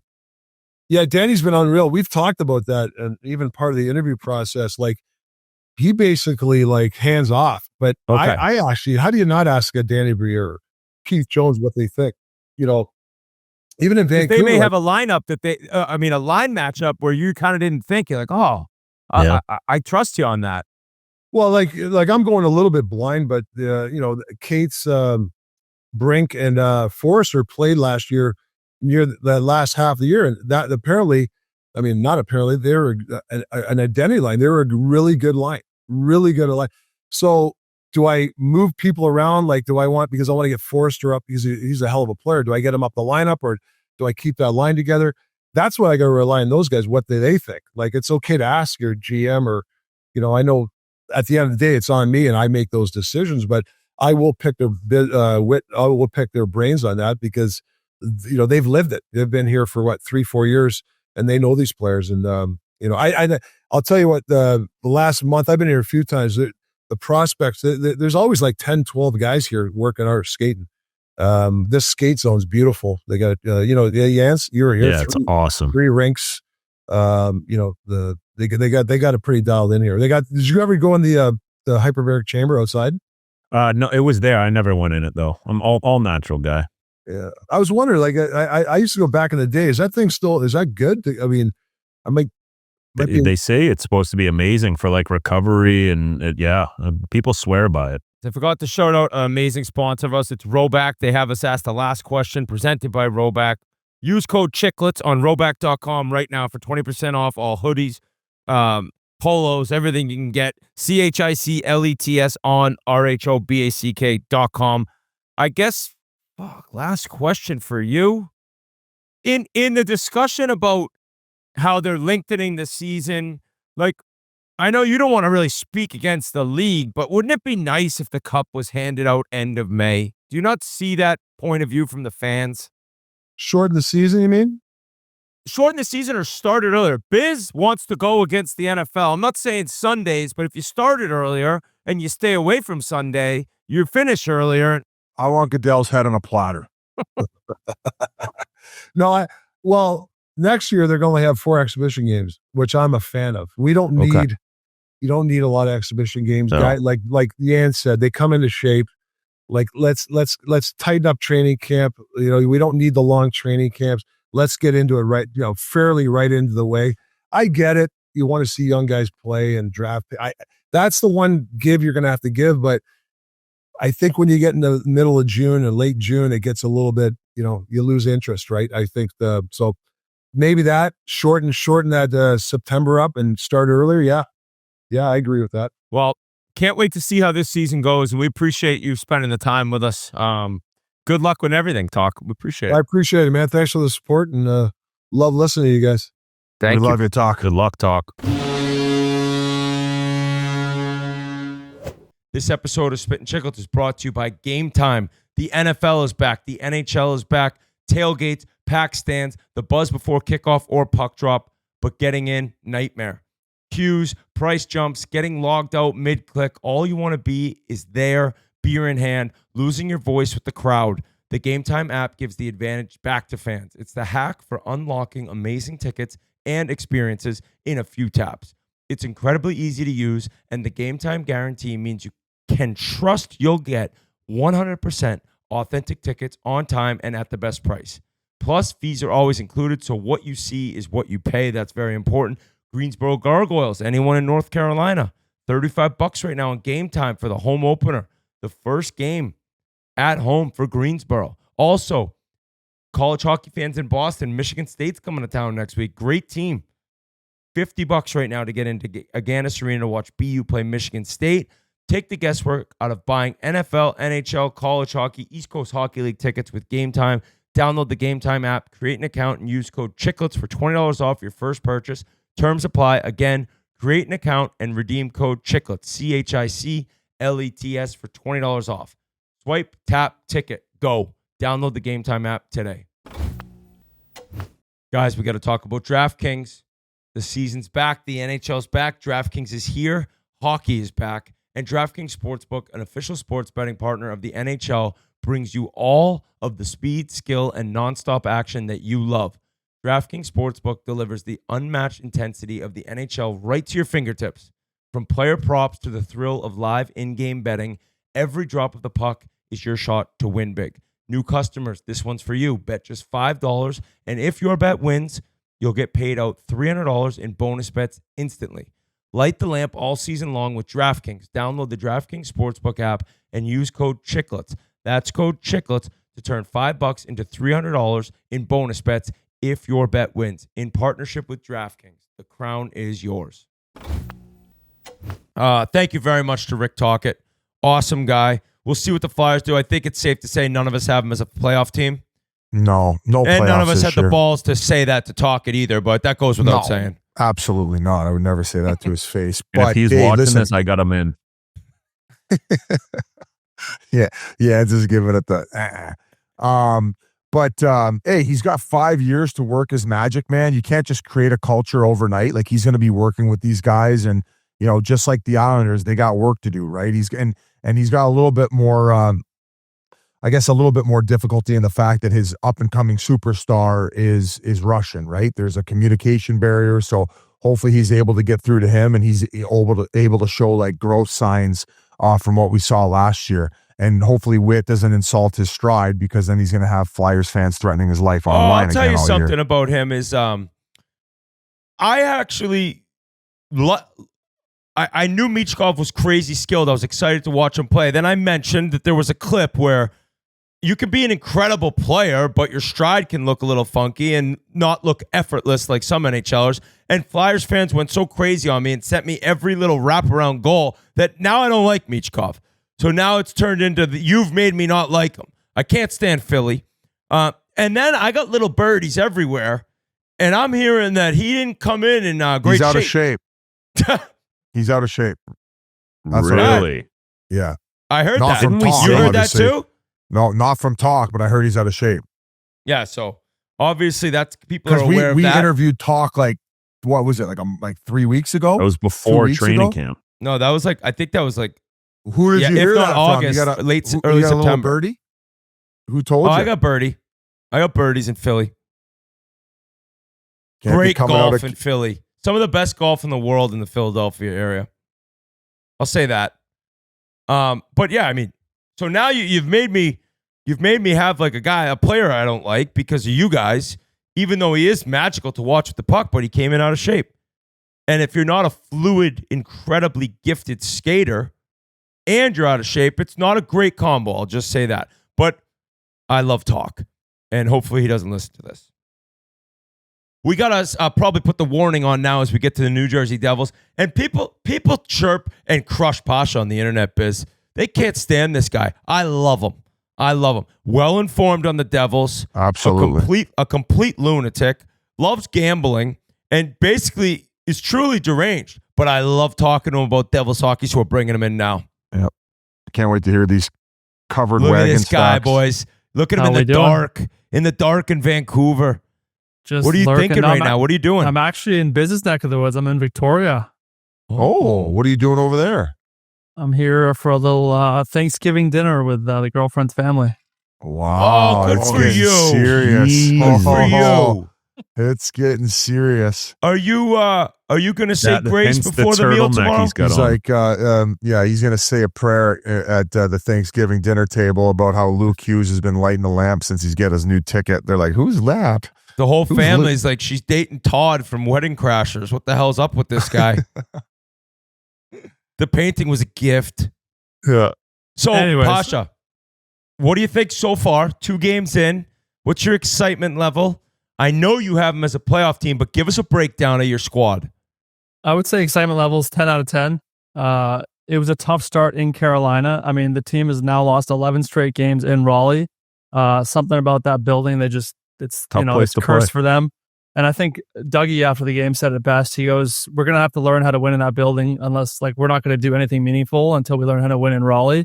So I mean, that's a solution that they can fix down the road, like bigger picture. But I think a lot of good things I saw in that game, a lot of good things I saw against Tampa yesterday. So excitement is 10 out of 10. I would say the biggest thing is Jack looks like Jack. Last year coming in, first 10 games or so, he did not look like himself. Bobbling pucks, you could just tell he was coming off surgery. This year, again, it's only 2 games, but he looks like himself skating. He actually threw a hit on Gensel, knocked Gensel over, so good to see him throwing the body around. So he looks engaged. That's obviously without him, being Jack, they're doing nothing. I would say another X factor was Nemitz. He has looked really good early. He looks like he's gained a step in his skating. He's assertive. So they need him to be, continue his development if they want to do anything. And then I would say the biggest surprise has been Arseny Gritsuk. This guy, everyone knew about his shot. He was kind of sold as this big, Russian sniper, not big physically, but big time sniper. But I've been really impressed with his skating, his playmaking, even his physicality on the boards. I think the sky's the limit for him. Right now, he's playing third, fourth line minutes, but I could easily see him sliding up the lineup. Tough bounce. Dadonov broke his hand game 1, so he'll be out for a while. So he was playing with Jack and Bratt. I could see Gritsuk sliding up there if they need to shake things up. So I think he's going to have a huge impact on this team for sure. So excitement for him is through the roof. I need to come out and say Luke Hughes, 4 points in 2 games, looks phenomenal. So you've been on that train for a while. He looks great. Yep. I'm interested to see what Connor Brown can do, because if you remember the 70 games, whatever it was, without scoring a goal, he also played some incredible hockey for Edmonton, especially in the playoffs. He's got 2 goals already. He could actually be a guy with a hot start. If he plays top 2 lines, I could see him getting 25 goals. He's looked great, yeah. So shout out you, Whit. Thanks to you and your Oilers for Connor Brown. I was surprised with his speed. The guy can move, and he's shown he's had a nice shot. He has chemistry with Gritsuk. Actually, they've been playing on the third line together. And last year, the Devils' bottom 6 was the death of them. They had 0 offense from their bottom 6. So if Gritsuk and Brown can chip in, like you said, 20, 25 goals each, that's going to go a long way. And he kind of replaces what Holla did on the PK. Holla was great for them on the PK. So Connor Brown's one of the better PKers in the league. So, again, small sample size, but I've loved what I've seen out of him so far. Would you say yes or no that if Timo Meier doesn't have a good year, they're fucked? I wouldn't quite say that, but they need him to play like he does later in the season, the last couple of years. And he's looked really good. He's got a goal already. He's using his body, crashing the net, but for some reason he always has slow starts. So if he can be what he's been late in the season and in the playoffs he was one of the best players for them. So I wouldn't say it's make or break. If Timo's not having a big year, they're fucked, but they need Timo to be Timo for sure. Did we already talk about Palat? We have not talked about Palat, no. No, he doesn't bring up the stuff that doesn't look great. He only brings up the stuff. Oh no, I'll bring up the stuff that doesn't look great. Yeah, Palat's not what he used to be. Obviously he brings what he brings in the room, and that's invaluable, but he's lost a step. He had a tough groin injury. He's just not what he used to be. And for $6 million, I would rather spend that. That's a lot. I'd rather spend that elsewhere. So yeah. I think Mercer is a guy who really struggled last year. They need Mercer to go back to what he was a couple years ago and continue that development. If he stalls at where he's been and his ceiling is what we saw last year, not good enough, and that's going to hurt their chances, because they need Mercer to really continue to develop. And honestly, Markstrom's looked a little suspect these first 2 games. So you want to talk about negative things? I know it's 2 games, whatever. I'm not even remotely worried. We'll take him in Edmonton if you don't want him. No, we'll keep him. Thanks. Okay. He had the chance to sign there. Yeah. I think wasn't it I think it was very close to happening. It was there or Calgary, and he chose Calgary.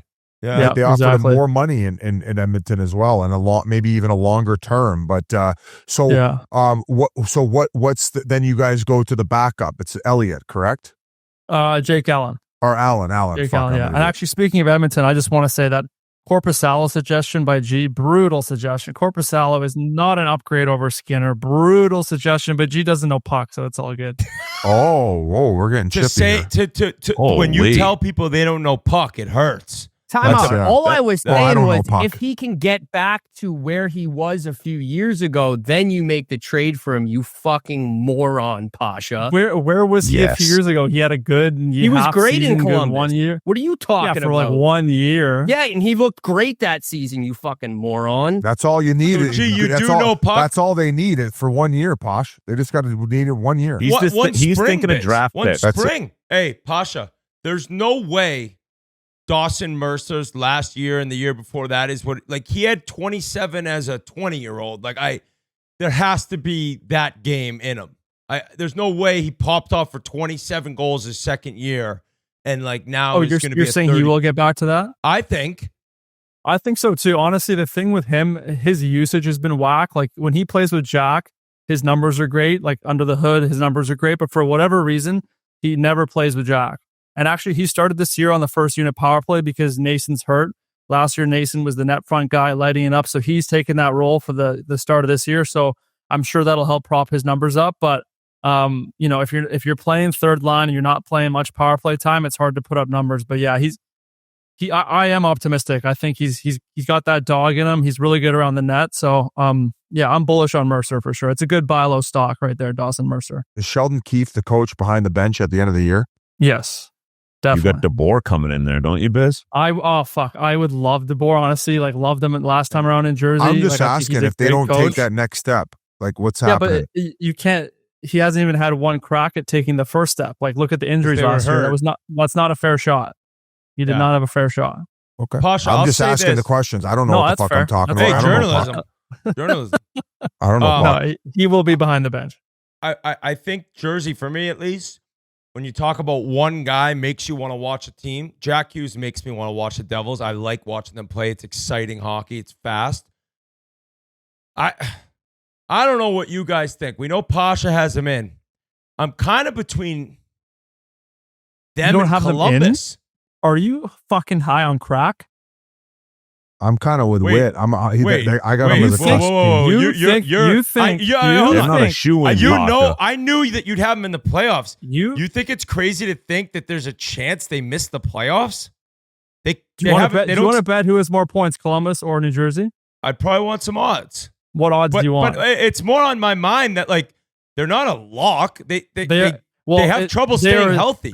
They're as much of a lock as any team if you're not factoring in health. Because like obviously any team if they're what a non-factor that is. Hey guys, they're in, but that's to say that if no one gets hurt in a sport where But guys you are could say skating that, like- 24 miles an hour running into Okay. each other. but you could say the same thing about like Colorado, if Natchez, if McKinnon, if No, everyone because gets they don't hurt. have No, the they history. They they're don't have deep the enough. history. Hey, let me ask you this: They're a would lock. you do? They are a lock. Would you bet Look at last Whit? year. Look at last year. They literally Would lost you the whole bet- team and they still made playoffs. Would you bet Whit if Columbus was getting 6 points? Like bet the even money, but Columbus. So Would you take that if Columbus got 6 You're saying points? so if the Devils finish with 100, Columbus is at 94, it's a tie. Correct. That's how it works. Wait, yep. do you think that's enough points? 6 points is a lot of points. A lot of points, and it's No, it's 3 games. It's nothing. No, Whit, you started this off I'm torn Columbus versus New Jersey, so you obviously think it's close. Go me straight up like a man. Go 'em. No, because 91 points last year versus 89. I'll give you 2 points. Give me 2 I think points. you settle at. I think 4 points. No, is I'll rough. go it's 4. no, 2. I'll If go they were 4. in the Atlantic, Two. they wouldn't make the Well, playoffs. no, guys. This is to say if nobody ever gets hurt in the NHL. No. Forget that. No. We're keeping health a factor. Go me 2 points. I'm gonna say they're in. I'm going to say Of they're in course too. they're in. Of course I think they're going gonna to be a wild What are we card. doing here? You just talked about how bad the I think I'm division switching is. it to Columbus versus the Capitals as that No, final that's the spot. conversation. That third spot in the Metro. Because I'll tell you, we'll get into them. The Rangers aren't making the playoffs. I I actually think they whatever. will. They I actually looked think horrible they that will. Their first Believe it or goaltending not, looks unbelievable. Shesterkin might do it. Shesterkin. Oh, he's my Vezina pick. I think he will drag that corpse of a team in.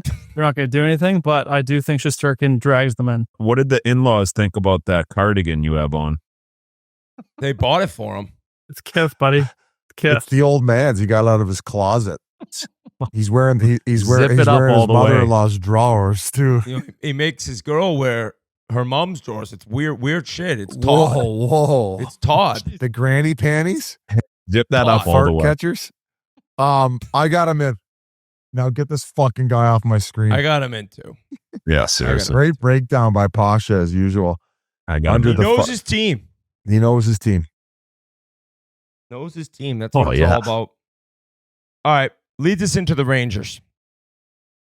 Maybe I'm more thinking of that home opener where I was like, oh. That But the was bad. Trocheck's hurt. Trocheck's, I think, week to week, obviously They not just like lost long-term. 1-0 tonight to Washington. They didn't score tonight. It looks a lot of the same. So Zibanejad, Mika with the dry hair, Sean Avery calls him. He hasn't scored yet, but Mike Sullivan was actually like pumping his tires, saying he's been unbelievable defensively, said he's completely been driving his line. He got what could be the save of the year in the first Oh my week of the God. season today by Lindgren on an unreal one-timer that Lindgren got his across and got his glove on it. Bright side, Adam Fox looks awesome. And we talked about him before the season. I actually saw a tweet where some guy was talking about how he was like 20-1 to win the Norris. It's already down to 15-1 after like 3 or 4 games. That would be enormous. That could be like Shesterkin, a guy who could drag him in, but I don't know. I'm not sold. Either one of you guys want to take it, but I got Rempe winning the Lady Bang. okay. I like that. I think with that good of a goaltender, like Shesterkin is so fucking good. Like even tonight, they lose 1-0, and they're gonna score at some point. Like they at least got to figure that out. Whether it's power play scoring, 5-on-5, like you have to find a way to score goals in this league. But I think eventually they'll figure it out. Like a lot of new faces there this year, guys that have left that have been there forever. So it's probably you probably get a little bit of a new coach too, right? So a little bit of a leeway. I'd give him like a 10-game leeway for me, just trying to figure out everything. And then after that is when I'm really going to start judging them. But that first game, man, they look dog shit. But I think they get in. You said Zibanejad didn't have a goal? Was that you, Whit? Yeah, he does have one. Yeah. I don't know, guys. I agree Shesterkin could get them in. I just kind of want to go against the grain and say they don't make playoffs this year. I've watched like a game and a period of these guys, and I'm just not that impressed. I hope game 1 is not indicative of what we see all season for them, because like it gets pretty gross there in the media if they're going to be shit sandwiches like that. But you mentioned Trocheck being out. He touches so many areas of their game, penalty kill, good in the face-off circle. I feel like he takes, well, now that JT's there, maybe not as many, but majority of their defensive zone draws. I feel like this is going to be a tough sledding season for the New York Rangers, and I have them missing playoffs. Yep. So, and I don't really have much else to say because I'm tired. You got them in? I got them not in. They are not in for me. No. I mean, who knows? Them in Washington confused me. I can't believe what Washington did last year. We can kind of go to them. What a story. The OV goal chase. They get in. The thing is, for me now, all these guys had career years. Like a ton of guys. Now, I think some of them could continue and keep building on it, but there might be like a fallback from others.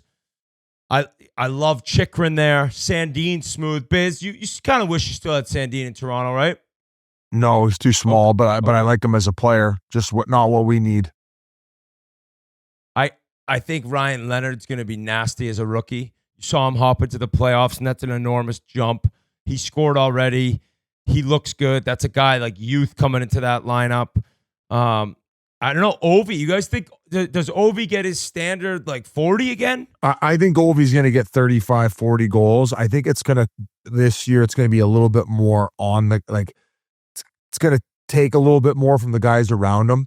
He is slowing down. Like it's visible too. Like I know even like the second half of last year, I know he was scoring a lot of goals, but he's just not moving around like he once was.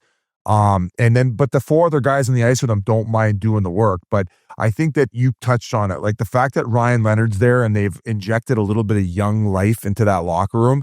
I think coaching has a lot to do with it, where I feel like Carberry's young, energetic. He can come with a new message that doesn't become redundant and just wear on the guys. I love what they got on the back end. Like you mentioned Sandin. Like I like them in that lineup because I feel like they also have like each pairing has a good offensive player. Like you have Carlson on one, Sandin on the next, and then Chychrun on the third pairing. Where like that Matt Roy, like he's a good stay-at-home defenseman, good young up-and-comer. I think he's like middle-aged at this point. And then I just look up front, like Stromer, reliable center, proven. Dubois, I thought that, now that he's a year more comfortable with that team, that Protas, like he's a fucking unit. He's nasty. Wilson, I felt like when they made the move for Bavillier, is that how you say it? Bavillier? Yep. You're the French one. I felt that he fit in well. I think he actually had the winner tonight in that 1-0 game. And you talk about that young energy too, like McMichael. Like he had a pop off year last year where he's still got those young legs. So I trust that fourth line too. Like I played with Nick Dowd, won a Calder Cup with him, not a big deal, and he's used to playing with that Duhaime. So although a lot of the same, they injected a little bit of that young life, and I also feel just like they played last year for Ovi's goal chase. I feel like this year they're playing because they probably know it's Ovi's last year. Yeah. So I do think that they're going to squeeze in, and that's my third team in that division, and that's all I got. I got him Washington. in too. I got him in over Columbus. Thinking of Ovi's last year, I think Dubois. I don't think last year was like a fluke. I think maybe coaching. He bought in like over 60 points.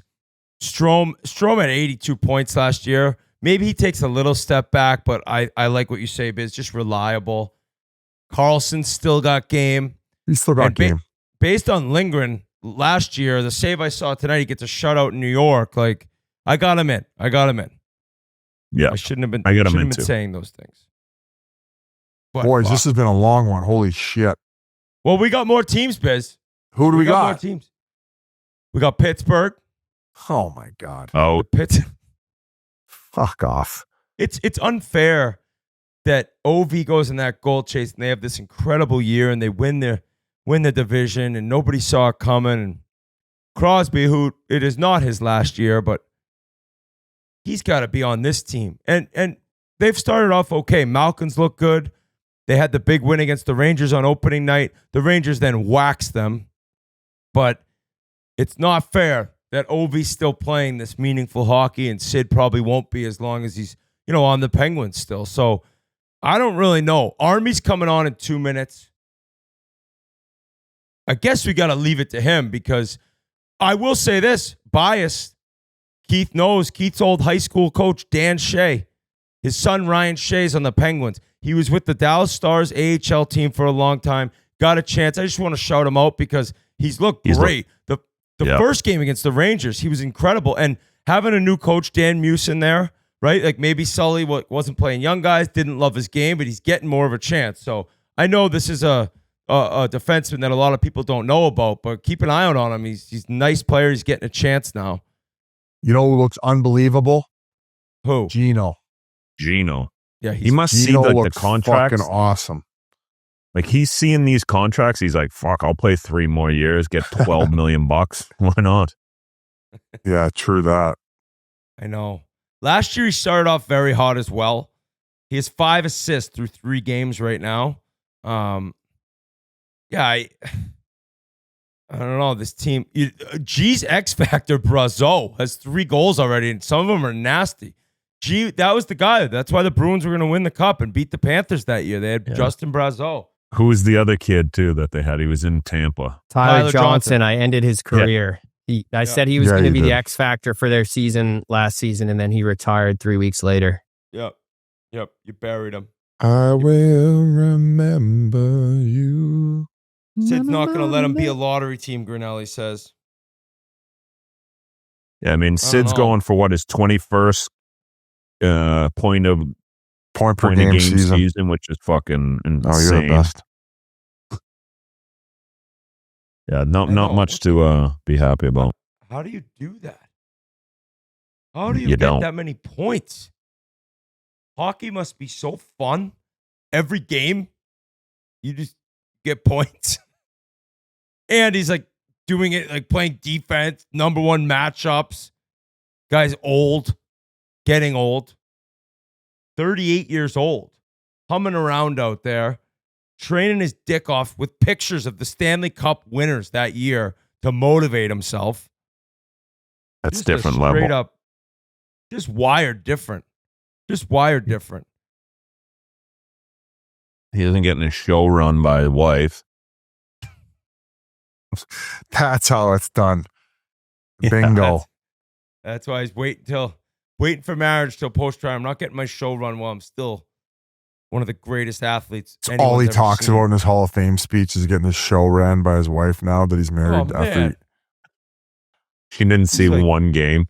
Like she treats me like a biz, like a grocery stick, like a four-career goal. Well, the good news is guy. we actually have someone coming on who can break down the squad because he watches them every single game. There he is. Ladies and gentlemen, Colby Armstrong. What's up, boys? Great start to the year for you guys. Holy shit. Two shows a week. Hey, Game Notes is back Wednesday at Game noon. Notes, yeah, Game Notes is popping in right in the middle of the week, 12 noon, live on Chiclets YouTube. Getting those subscribers up to keep Busy Boy rock hard all year long. How's she going? Oh, baby, got my hand in my pants. Get the chat going, baby. Get the chat.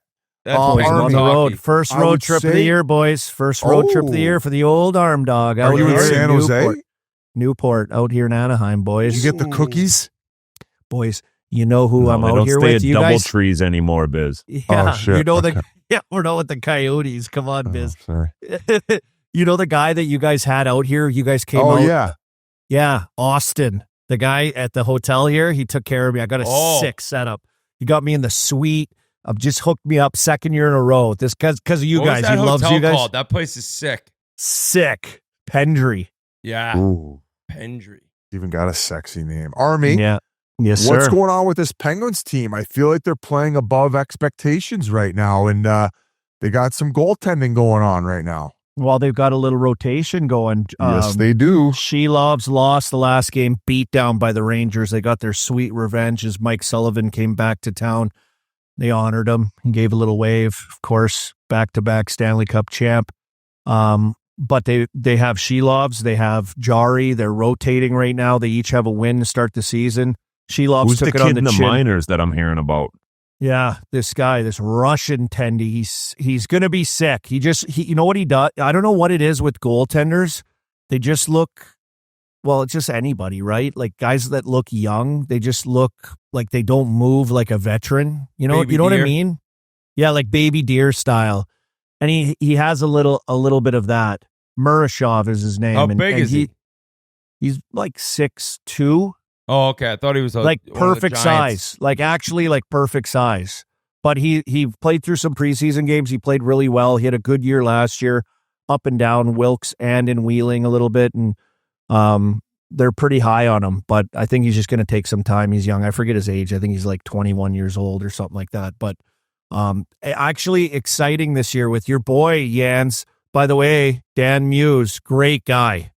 And I know Jans told me he would have quit hockey if it wasn't for the Muse family and Dan Muse's father kind of bringing you along. I believe that's what you told me about His him and uncle. his family. It was his uncle? Okay, his uncle.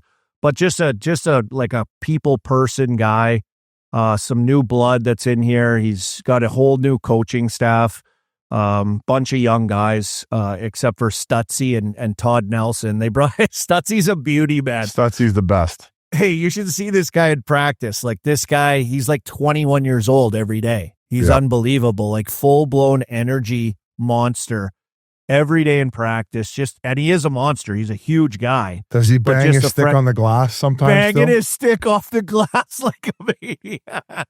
That's his move? Oh, buddy, he's Oh, yelling, he's let's whistling, fucking go, he's banging baby. his stick. Yeah, he gets it going. He gets it going out Especially there. with So- the young guys. He's not doing that to Sid, but he's fucking getting the young No. guys going. Yeah, and they do have young guys here for once. Like they've never really had this, so it's been it's been pretty good. It's been kind of refreshing in a sense to have like kind of like a fresh group of coaches. And then also, when you go to camp and they're like, hey guys, like everyone that's here has a chance of making the team. Like, Which is we a lie. brought you. Yeah. It's like the fucking Red Wings when they had 11 Hall of Famers on their team. It's like, oh yeah, okay. I'll be in fucking Toledo playing for the Walleye. You already have an apartment in Grand Rapids. Yeah. Sorry. Oh You yeah, already but here's had your your plane roommates ticket. lined up. You Yeah. already had your 3 roommates lined up and had the futon rented and Yeah. everything. Everything's ready. Yeah. Yeah. But you know what? I give them credit. Like they had some guys come in. They had a lot of guys under contract and a lot of guys like, where are you going to fit them? Like Matt Dumba hasn't played yet. They've got guys sitting in the weeds waiting to come in. Hazy's banged up and out, hoping to get him back soon probably. But in the meantime, they've got this Harrison Brunick, who's 19. He scored his first goal a few games ago. And he's like so confident. His legs are unreal. Like this kid just gets up and like, what's with these guys that can skate like this? It's just crazy. Like the pop in their legs, but also like the confidence to go with it. Crazy watching him right now. He looks really good. And to have guys come in and be like, hey, we got a chance and opportunity and things have opened up. And, Ben Kindle, 18 years old, they just drafted him, scored his first goal the other night against the Rangers, the only goal in a 6-1 beatdown. But to fit those guys in, it's been nice. They haven't had like any picks that have like over the last how many years that have hit because they've been going for it every year. They've traded everything away and there hasn't been much there in the cupboards. And, they're trying to corral picks and Dubas is trying to do that with the draft right now. And a couple guys from the last few years are now in the lineup, which is, we haven't seen that in forever with the Penguins. That Kendall kid looks like he's 15. I know. He's got like a little cut on his nose, but that's it. He looks so young. But the thing about Brunick and Kindle, Western Leaguers, just full-blown Western Leaguers. So I'm loving it. I'm loving these guys coming in here, Western Leaguers. Plus, Is they picked Brunick up Dumba. the kid they got for Gensel? No, they drafted him second round a few years ago. Who was He the was kid a they got second for round pick. Gensel that scored? I think he got one. Well, Kindle's the only guy that scored. That's an 18-year-old. Okay. Well, They then have a kid maybe, and couple. They have some guys in college, I think, in Arizona there. okay. I think Never is that mind, because somebody Maybe it was tweeted a at draft me. pick. Yeah, Somebody draft pick. tweeted at me that one of the guys they got from the Gensel I think trade. is that Chaz Lucius? Is he on the ASU? I think he got Maybe. like a hat Sounds like a trick the other porn night. name. Yeah. It is a great name. Dirk Can't wait Diggler. Can't wait for him to get here. Lucius. I hope I'm right about Bruce- that, by the way. Bruce I could Lucius, be wrong. What a name. It's like Val Venus. I saw Hork's son, who was a first rounder. He's Cruz Lucius. Is that what it Yeah. is? Yeah, Cruz Lucius. That's a pretty sick name. I know. Isn't Wow. it? Get him on How's the that team. Ville Koivunen? Koivunen just got sent down to Wilkes the other day. He got Okay, that taken was out of the another one they were lineup. trying He to got flex bumped on down. me. Yeah. He's good though. He'll be good. They just have a lot of guys. Like, the one thing they got like Mantha in here. They got Brazeau, big X factor Brazeau. 2-game winners in a row. He's got 3 goals in 3 games. Didn't pot one last game, which was weird. We're starting it off. You just score in every game. But man, how about this line? Mantha, Brazeau, and Malkin. The mutant Malkin's line. buzzing. Some big boys, man. I call Malcolm it the mutant looks line. great. 6'6", and others at 6'5", both of them. Like, they're just monsters out there on the ice. And Gino's skating real well. Yeah, he's on it. I think those guys give him a little extra space, give him a, he likes to barrel through everybody and plow through kind of. And those guys kind of slow guys down, get in the way a little bit. But they've been a really good line. They've been good through the preseason and have started the year pretty good together. So Gino's had a good start. 5 assists this year so far through 3 games. The line's been good. They had one game where like the power play really popped. But that line is like kind of like this monster line. Like they haven't had guys like that in a while where like they're huge. And so yeah, they got some monsters up front. That's a one line that's big and can make things happen. Brazeau's been like Brazeau's like surprising to me. Like he's just such a big guy. He kind of seems like just like a big power forward kind of, I don't know, but then his hands, he has like sick hands. I don't know if you guys watched him last year or whatever with Boston and a little bit with scored some Minnesota, nice but goals. yeah, he has like some really good mitts in and around the net and can make great little plays. I had a guy that coached him in Providence too, message me and be like, I coach this guy, like, never turns the puck over, never turns it over, just loves them. So he's been a really good fit. He's been a good fit here on that Crosby, line. Crosby's goal. He's just Oh mastered. my God. Did you see it, Biz? He went down on where he's so back Malkin door. had it on the power play, like down on the goal line. He just got inside the defenseman. I think it was Pulak on the Islanders. Yeah. Went down on one knee, just stuck his stick against the post. Like it was basically a statue.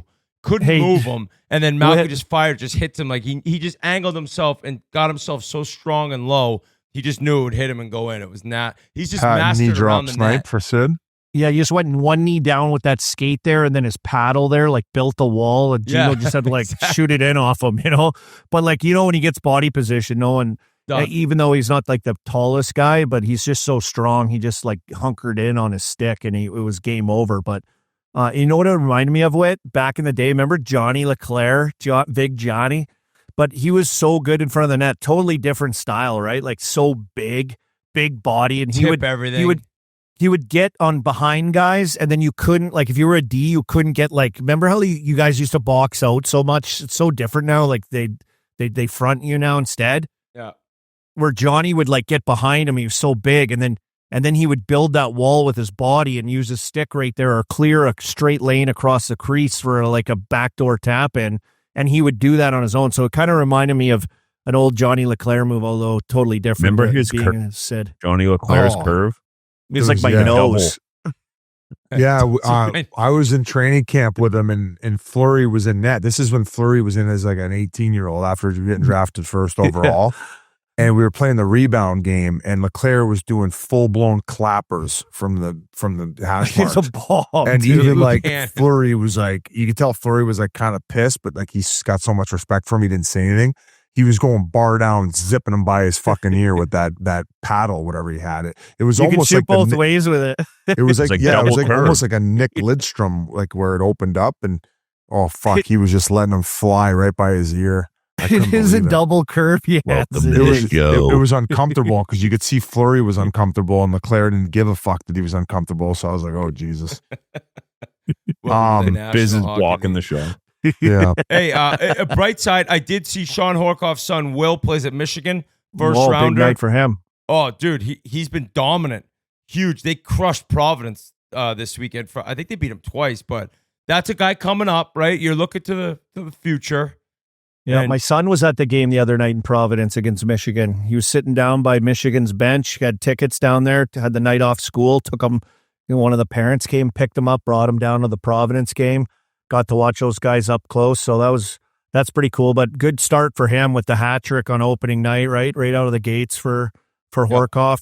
Some prospects in the holster coming up for the Pens. It's been so long, guys. It's just been so long. They haven't had the cupboards filled with any kind of good young talent, and you got guys in college that are coming up. You got guys that are developing still, yes. But then you have Brunick and Kindle that are on the team right now and scoring goals. They both have scored their first NHL goals already through 3 games. So pretty impressive players. They'll be really good NHLers. And I don't know if it'll last 9 games or what their plans are with them. I'm not sure. But I love the fact that they didn't go with the old fucking, you can make the team, everyone's here. But like, we know it's not true. Like they actually took some kids. They actually changed it up and went another way. And maybe that's a new coaching staff. Maybe that's a fresh face. Maybe that's Dan Muse and his staff that just said, hey, these kids have been good enough. Yeah, you need guys competing, fucking working hard in practice. Like they're, you know what? If you have a bad week, you might be going down to Wilkes-Barre to eat soggy subs, and we're going to pull the next guy who's been grinding his cock off down there. And you know what, too? Like, this team is, like, easy to cheer for right now, I think. The one thing I've noticed about them, and it started in camp, too, is they work hard. Like, Muse has been out there barking through camp every time. Like, I think he lost his voice a couple times through camp, but he's on every session. He's out there. He's leading the charge. He's in every drill, but he's setting, like this new tone, you know what I mean? And when you have a guy like Mike Sullivan who had been here a long time and you get that same message and the same things all the time, sometimes a new face, and you guys know what it's like, that you get a new guy in there and it just changes things up. So it's been kind of, I'll be honest, it's been kind of like refreshing in a sense and kind of exciting. It has like a good energy. And talking to Penguins fans too, they're kind of like, you know what, this team's fun to watch. Like they work hard. They got beat the other night by the Rangers pretty good. Won the first 2 games of the season, and but at the same time, like it was kind of a frustrating night for them, but not because they weren't working. You know what I mean? Like it was like there's something They're there get that's skilled sometimes, but if sometimes they might get beat, yeah. But I love the kind of approach and effort of the team this year, which you never know what could happen with them, but you have enough guys in there. Like Rust didn't play the first 2 games. That was his first game back up on Crosby and Raquel's line as well, nursing an injury through camp and just came back coming off a career year, 30-goal season. And so, you know, you get him going a little bit better with that chemistry on that top line. You get the Mutant line, the Malkin line going. And then you have some young kids scattered through this lineup.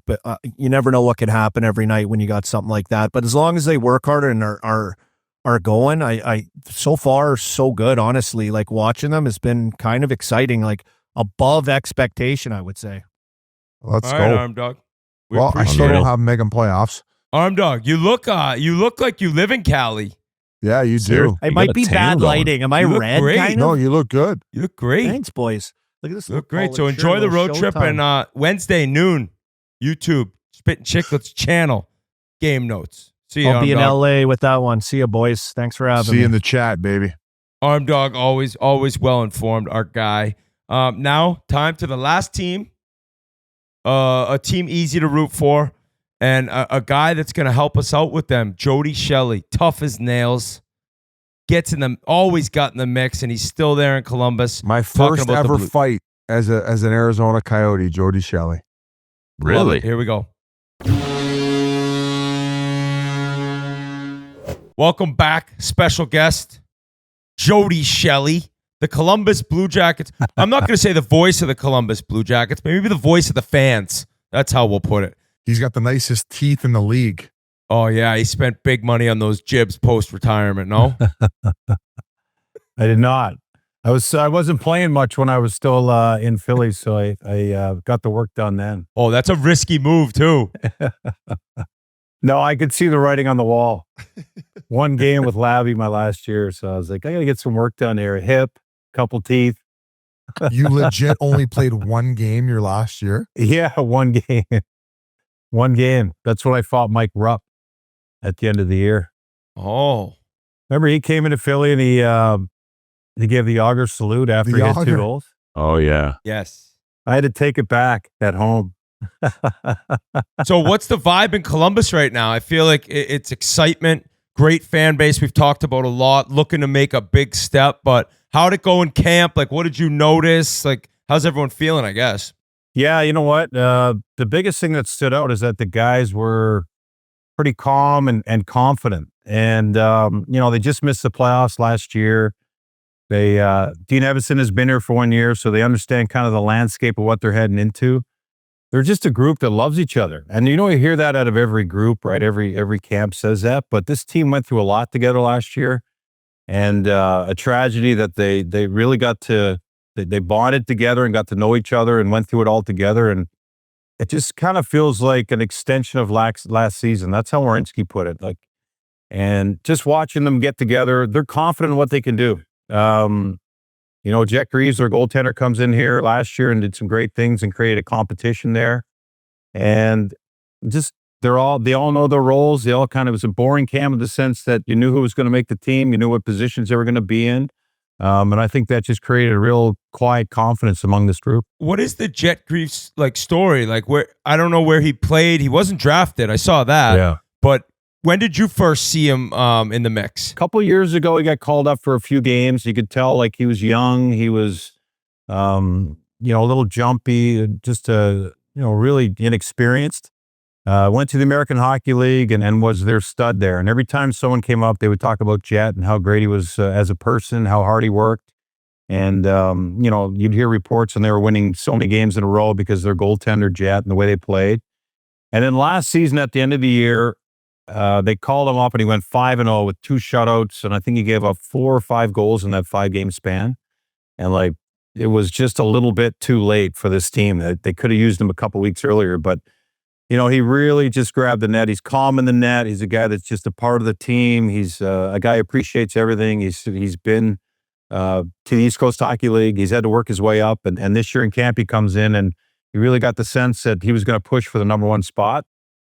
He started game number one, which was exciting for him and everyone else on the team, because a guy that earned it, right? They didn't just give it to him. They didn't just give it to Elvis either. They made Jet earn it, and then Elvis played game number two. But he's a smaller guy. He's quick. He played baseball as a kid up in Ontario. He's got a great glove, and his level of appreciation is something that you guys have seen it in a number of locker rooms. So he's that guy. Like, he's got something that just kind of lights up a room for these players. So I think bringing in some veterans was a big deal. Like Miles Wood and Charlie Coyle come in as just older guys. They've played in the playoffs. You look at it the same way?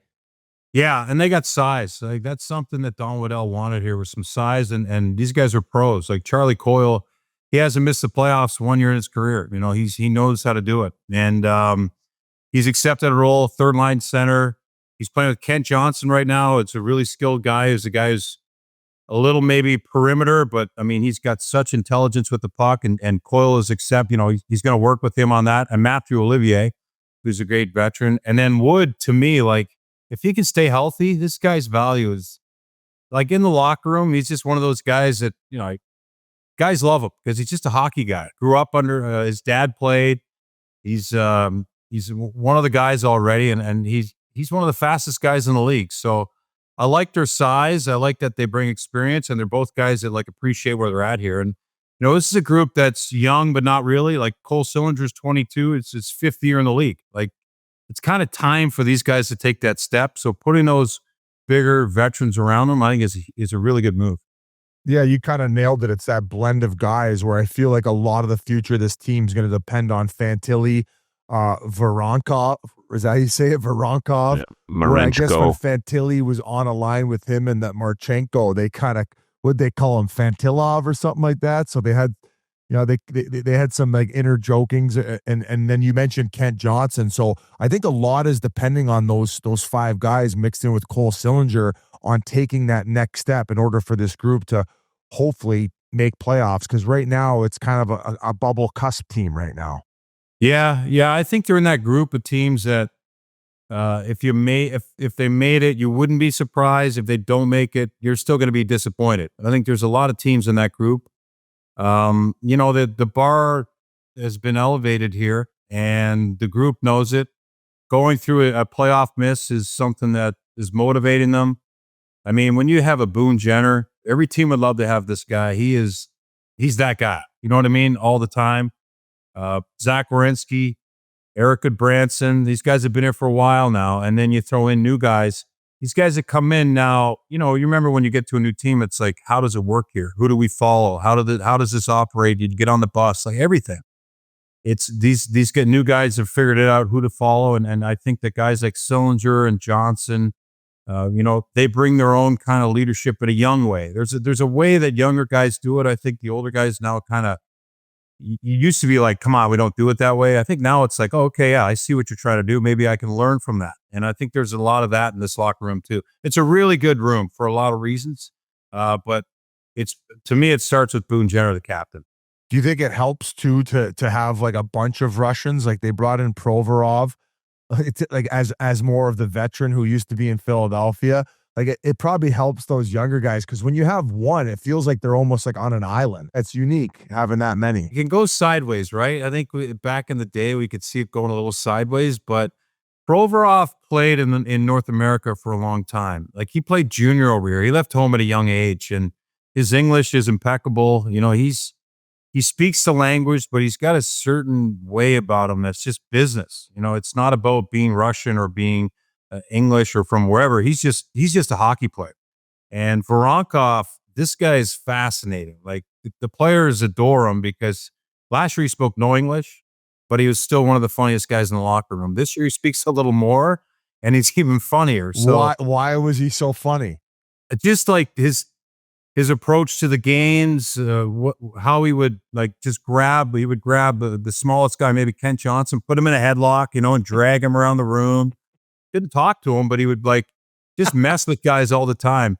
He had Marchenko as his interpreter, and there'd be messages going back and forth, but always smiling. He was a little bit more out of shape last year, and he kind of poked fun at himself, but always giving guys some kind of crack all the time. Just almost like a Voracek type guy that couldn't speak. Like, you know what I mean? Got a character. I just got a text from Voracek yesterday asking if I'm going to the Olympics. He's probably looking for a drinking buddy, isn't he? Voracek on Twitter. He's a goat boy too, like you, Biz. No shit. Is he? Yeah. I think he missed games one year with gout. Couldn't get his boot on. Too much caviar. But Jake's doing TV over there, I think. Isn't he, for Czech? No shit. Okay. Yeah. Oh, he'd be electric. But yeah, the Russian thing, it's interesting. Chinnikov's kind of fallen out here. So he's still in the Russian group, but he's a heck of a player. He's got a lot of skill and talent, and he's just kind of waiting to see where he's going to end up here. But the 5 Russian things works right now. I think it's the character of each of them. And Marchenko, I don't know if you've ever seen him interview with this guy. He is like, he's just always smiling. He's always saying thank you. He just wants to talk about hockey. It's broken English, but you understand what he's saying. So it's a unique Russian group. You keep reinforcing that. It seems like they've really emphasized just bringing in good people who enjoy being around the rink and guys who love each other. So that seems to be the theme here, unless you're really just kind of spouting off for the team. No, I'm not. And I can, but I'm being honest. Like Monahan, I don't know if you guys have ever met Monahan. He was a different person last year, understandably. I mean, he came here to play with his best friend, and that, everything unfolded. And there was times when you were wondering I don't know how he got his gear on for game number 1. And this year, we watched him. We never really got to talk to him. We didn't get to know him. This year, he's a different person. He's smiling. He sits around and talks for 30 minutes to everybody. He loves being at the rink. He's got a young family. He just seems like a lot of guys in that room are just kind of at peace with who they are and how they fit in with this team. And it's fun to watch. I'm not just spouting off. I mean, come on. This is real. Well, you're on the payroll. I didn't know. You're saying everyone's the happiest guy in the world, but just double checking. No, they're good people. You'd like them all. You ever hear Biz talk about the Coyotes when he worked for him? That's why he's asking. He knows. What did you call it, Biz? Polishing a turd? Oh, 82 yeah, I games a year? fucking polished the best of them. I saw him up there with his game notes, getting ready to do the radio. Whoa. Notes? Come on. It was like a hustler, I bet. Yeah. Park-you ticket, maybe. His phone numbers, his chicks he met on the way Pen up. pal. Yeah, exactly. But even like another kid like that, Dante Fabro, like kind of got pushed out of Nashville, and then he comes over. Last year, he's playing with Werenski. Werenski has one of his best years ever. Like to go, like what you're saying, like everyone's a close knit group. For him to come over, like and just be a part of that, must have been huge for him. Yeah, he was. Last year at this time, he was 7th D in Nashville, and before that, he was playing with Roman Josi. So he just kind of fell out, took a chance on himself. Got put on waivers, so we picked him up, and he just signed a 4-year deal here in Columbus. So, yeah, when you see guys like that come in here and kind of understand their role, but also guys like that who appreciate where they're at, right? Like last year, he was wondering what was going to happen, and he gets paired with Werenski, and he's just that perfect right-handed shot fit with Zach, who's a left-handed shot. Just gets in the puck and stays out of the way and defends when he can, and understands how to play that. So he's been a really good pickup too. Quietly, the waiver wire has done pretty good for this team. Like Zach Aston-Reed's another guy that comes in here. He's a bigger guy, appreciative just to have a contract and fit in on a team. But now with Dean Evason, he knows his role. So, you look at all those things and I think there's so much value in the veteran players, especially guys that are kind of been there and don't know what's going to happen next. They accept the kind of a different role or a role that they'll take any role. And then you see guys grow a little more within your team. And I think they have a little bit of that going on here. I look at the D and, Werenski's all world. You talk about Fabro. Gudbranson signed, and some people were kind of like, they didn't like the contract. But that's, to me, more veteran, like leadership, guy who's played a long time. But I more want to know about the Denton Mateychuk. Yeah. And, I mean, like he lit up the AHL. He was up for half the year last year, I think. But he's got some offense to his game. They don't need the first power play guy. They have Zach, but that's something where you can add in as maybe a top 4 D-man 5-on-5 in that second unit, the little time they get. Yeah. Right now it's Severson and Provorov, but I wouldn't be surprised if you see Mateychuk move in there because kind of like with Hudson last year. Remember, Matheson was running that number 1 power play for the Montreal Canadiens. This is a young player in his second year. He had some kind of little injury in camp, so he's not really up in that top 4 yet. He's playing with Goodbranson, but man, I tell you what, he's good. He's smooth. You know, he's a guy you don't notice, and you hear about guys like that all the time. Makes a good pass, skates out of trouble, attacks when he can. I think when he gets a little more courageous, you're going to see him in the offensive zone a little more because he has the skill and the mind to do it. But right now, he's just taking what's given him, and it's really served him well. It's like he came from the American League last year. He could have made it out of camp, but they wanted him to be in the American League a little bit and feel even better about himself. And then he came up and just like it was plug and play with this guy. And that's a really good, low maintenance, good talent. So right now he's number 5, but I think he'll be moved up in that top 4 spot here soon. Do you think that Fantilli basically doubled his numbers from rookie year? And not even saying double him again, because that'd be like 110 points. But you think this is a year he could be, 80 to 90 point guy? I think he has it. You know what I mean? Like he's got the drive. Like this guy wants to be at the rink all the time. He watches hockey. He studies hockey. He pushes himself. I saw him get comfortable with who he is in the locker room last year. I think when he came from college, he wasn't sure kind of where he fit in or how, what kind of role or who he was going to be. He's comfortable in his own skin. And I think, he learned that from Zach Werenski, who also went to Michigan. Kind of took him under his wing and just let him kind of, everything's going to be fine. Monahan got hurt. He jumped up on that line last year with the Russians. That's when they were calling him Fantilov or whatever you said there, Biz. And he kind of grew into that.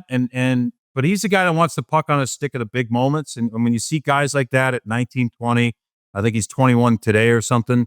When you see guys like that at that age that want it, I mean, those are things you can't really teach. So I think there was moments last year where they had to pull him back a little bit as a centerman. He was too anxious in the defensive zone and work his way out of position. Now he's got a maturity to his game, so I think he can improve. And he's in good positions. Now this year he's starting on the second power play unit, which might affect those numbers a little bit here to start. But we'll see what happens when, the power play seems to be clicking here after a couple games. But he's always a really good option. Why is he on the second unit? Well, because now they've got Boone Jenner healthy. He's the guy in net front. I think it's just a matter of the depth they have. Marchenko's a shooter. They've got Werenski in that top spot. Kent Johnson's a good left shot on the other side for creativity.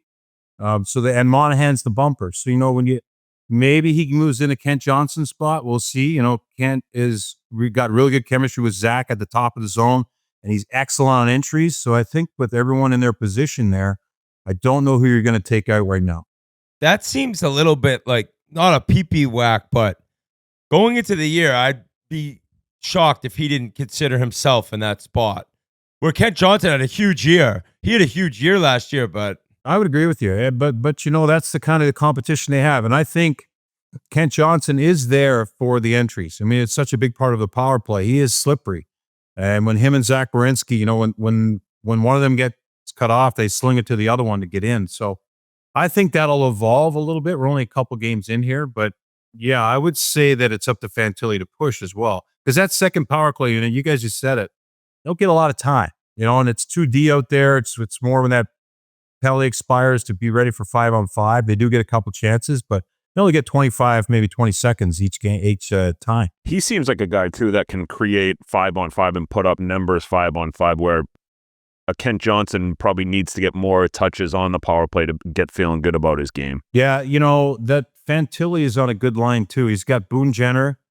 They need to get offensive zone time. They had some moments last night. They picked up a goal off a face-off, and they also generated one off the rush where, they've got the skill and the poise with the puck. I mean, you watch some games, you see plays die because the pass is mishandled or someone's not in the right position or someone rushes it. All three of those guys really hold the puck long enough to make the next play. And he's in the middle of the ice and he drives it. Yeah, I agree. He's a guy 5-on-5 is going to collect a lot of points just because the way he plays, how smart he is. And he's got, to me, the Boone Jenner factor. I know I mentioned it earlier, but Boone goes straight ahead through people and he gets to the net and you can give him the puck and he'll get it back to you.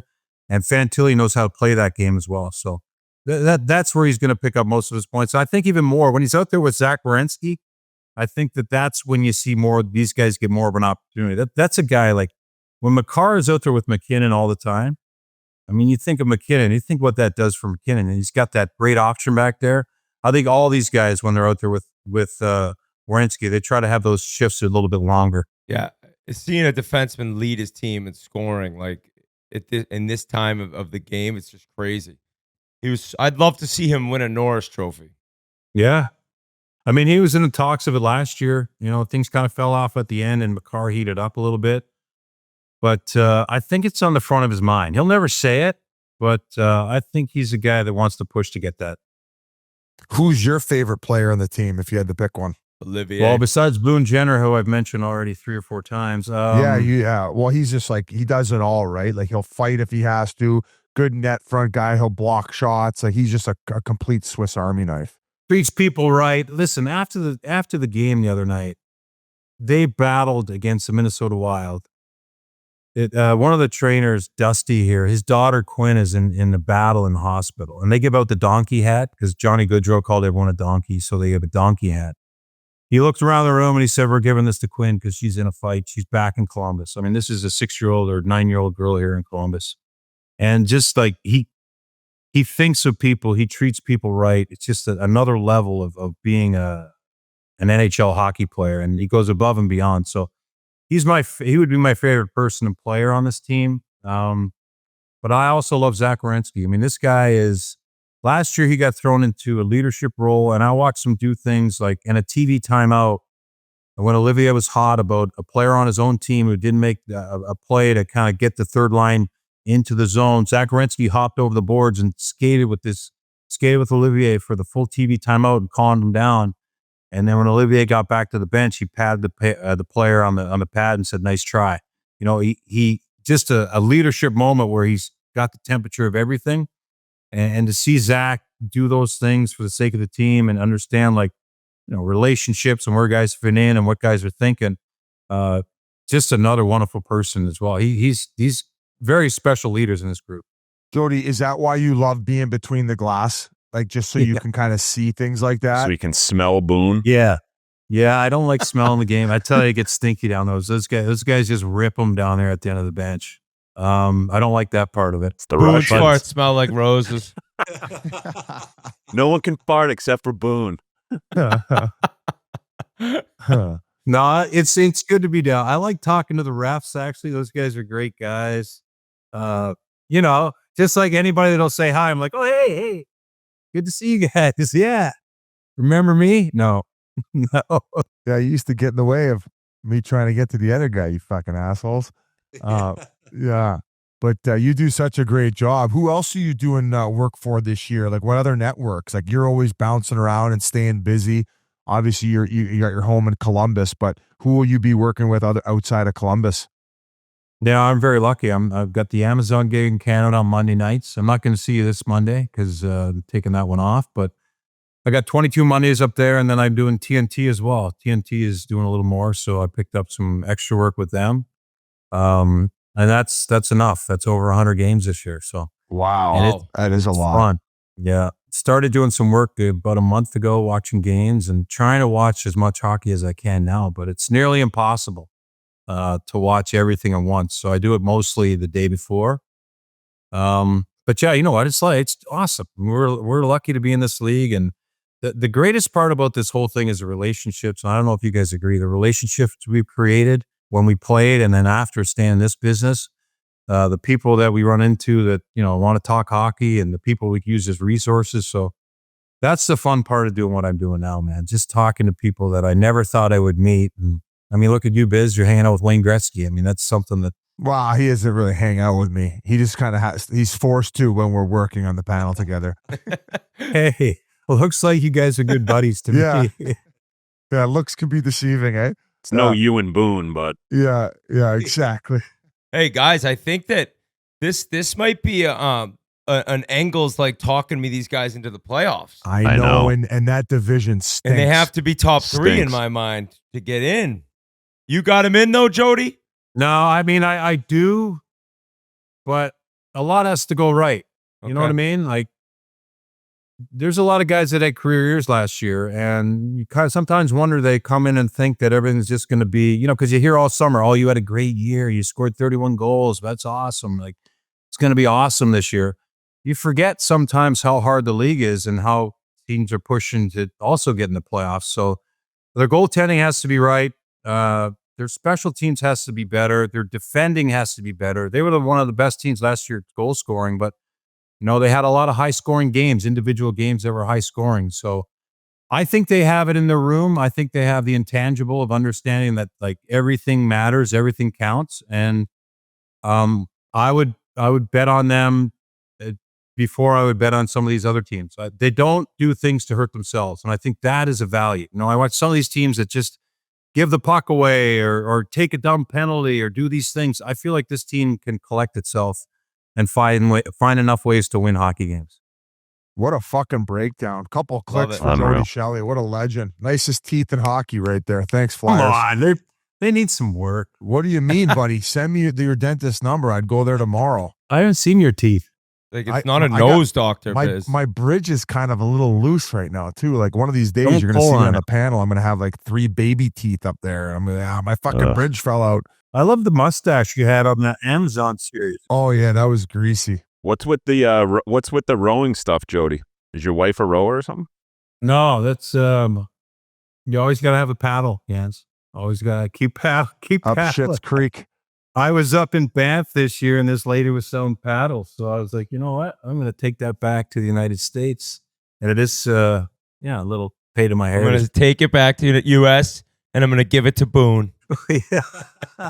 This would look either good in Boone's house or my house. I do have a Boone bobblehead. No, you don't. Do you? Oh. All right, Jody. Thank you so much, man. We'll see you My around. pleasure. And happy Canadian Thanksgiving, my friend. You too, buddy. Thanks, guys.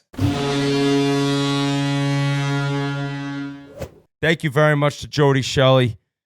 I got my 3 teams. I got Carolina. I got Washington. I got the Devils. I don't have Columbus getting in. I don't have my bet with Pasha, but I still am going to enjoy watching that team. So, guys, long episode. We got one more. We got the Pacific, my Oilers. Shout them out. Evander Kane came back into town and just steamrolled some new defenseman. His name. I can't think of it. I'm exhausted. I think everyone's tired. Thank you so much for listening. We will be back to you this week, Friday, and Saturday. Get your tickets at GreensboroGargoyles.com. Saturday night home opener against the Jacksonville Icemen. We will be there. Love you all. Peanut butter and pickle. Say bye. Peanut butter and pickle Bye-bye. time. Bye-bye. Bye-bye. Bye. Beep.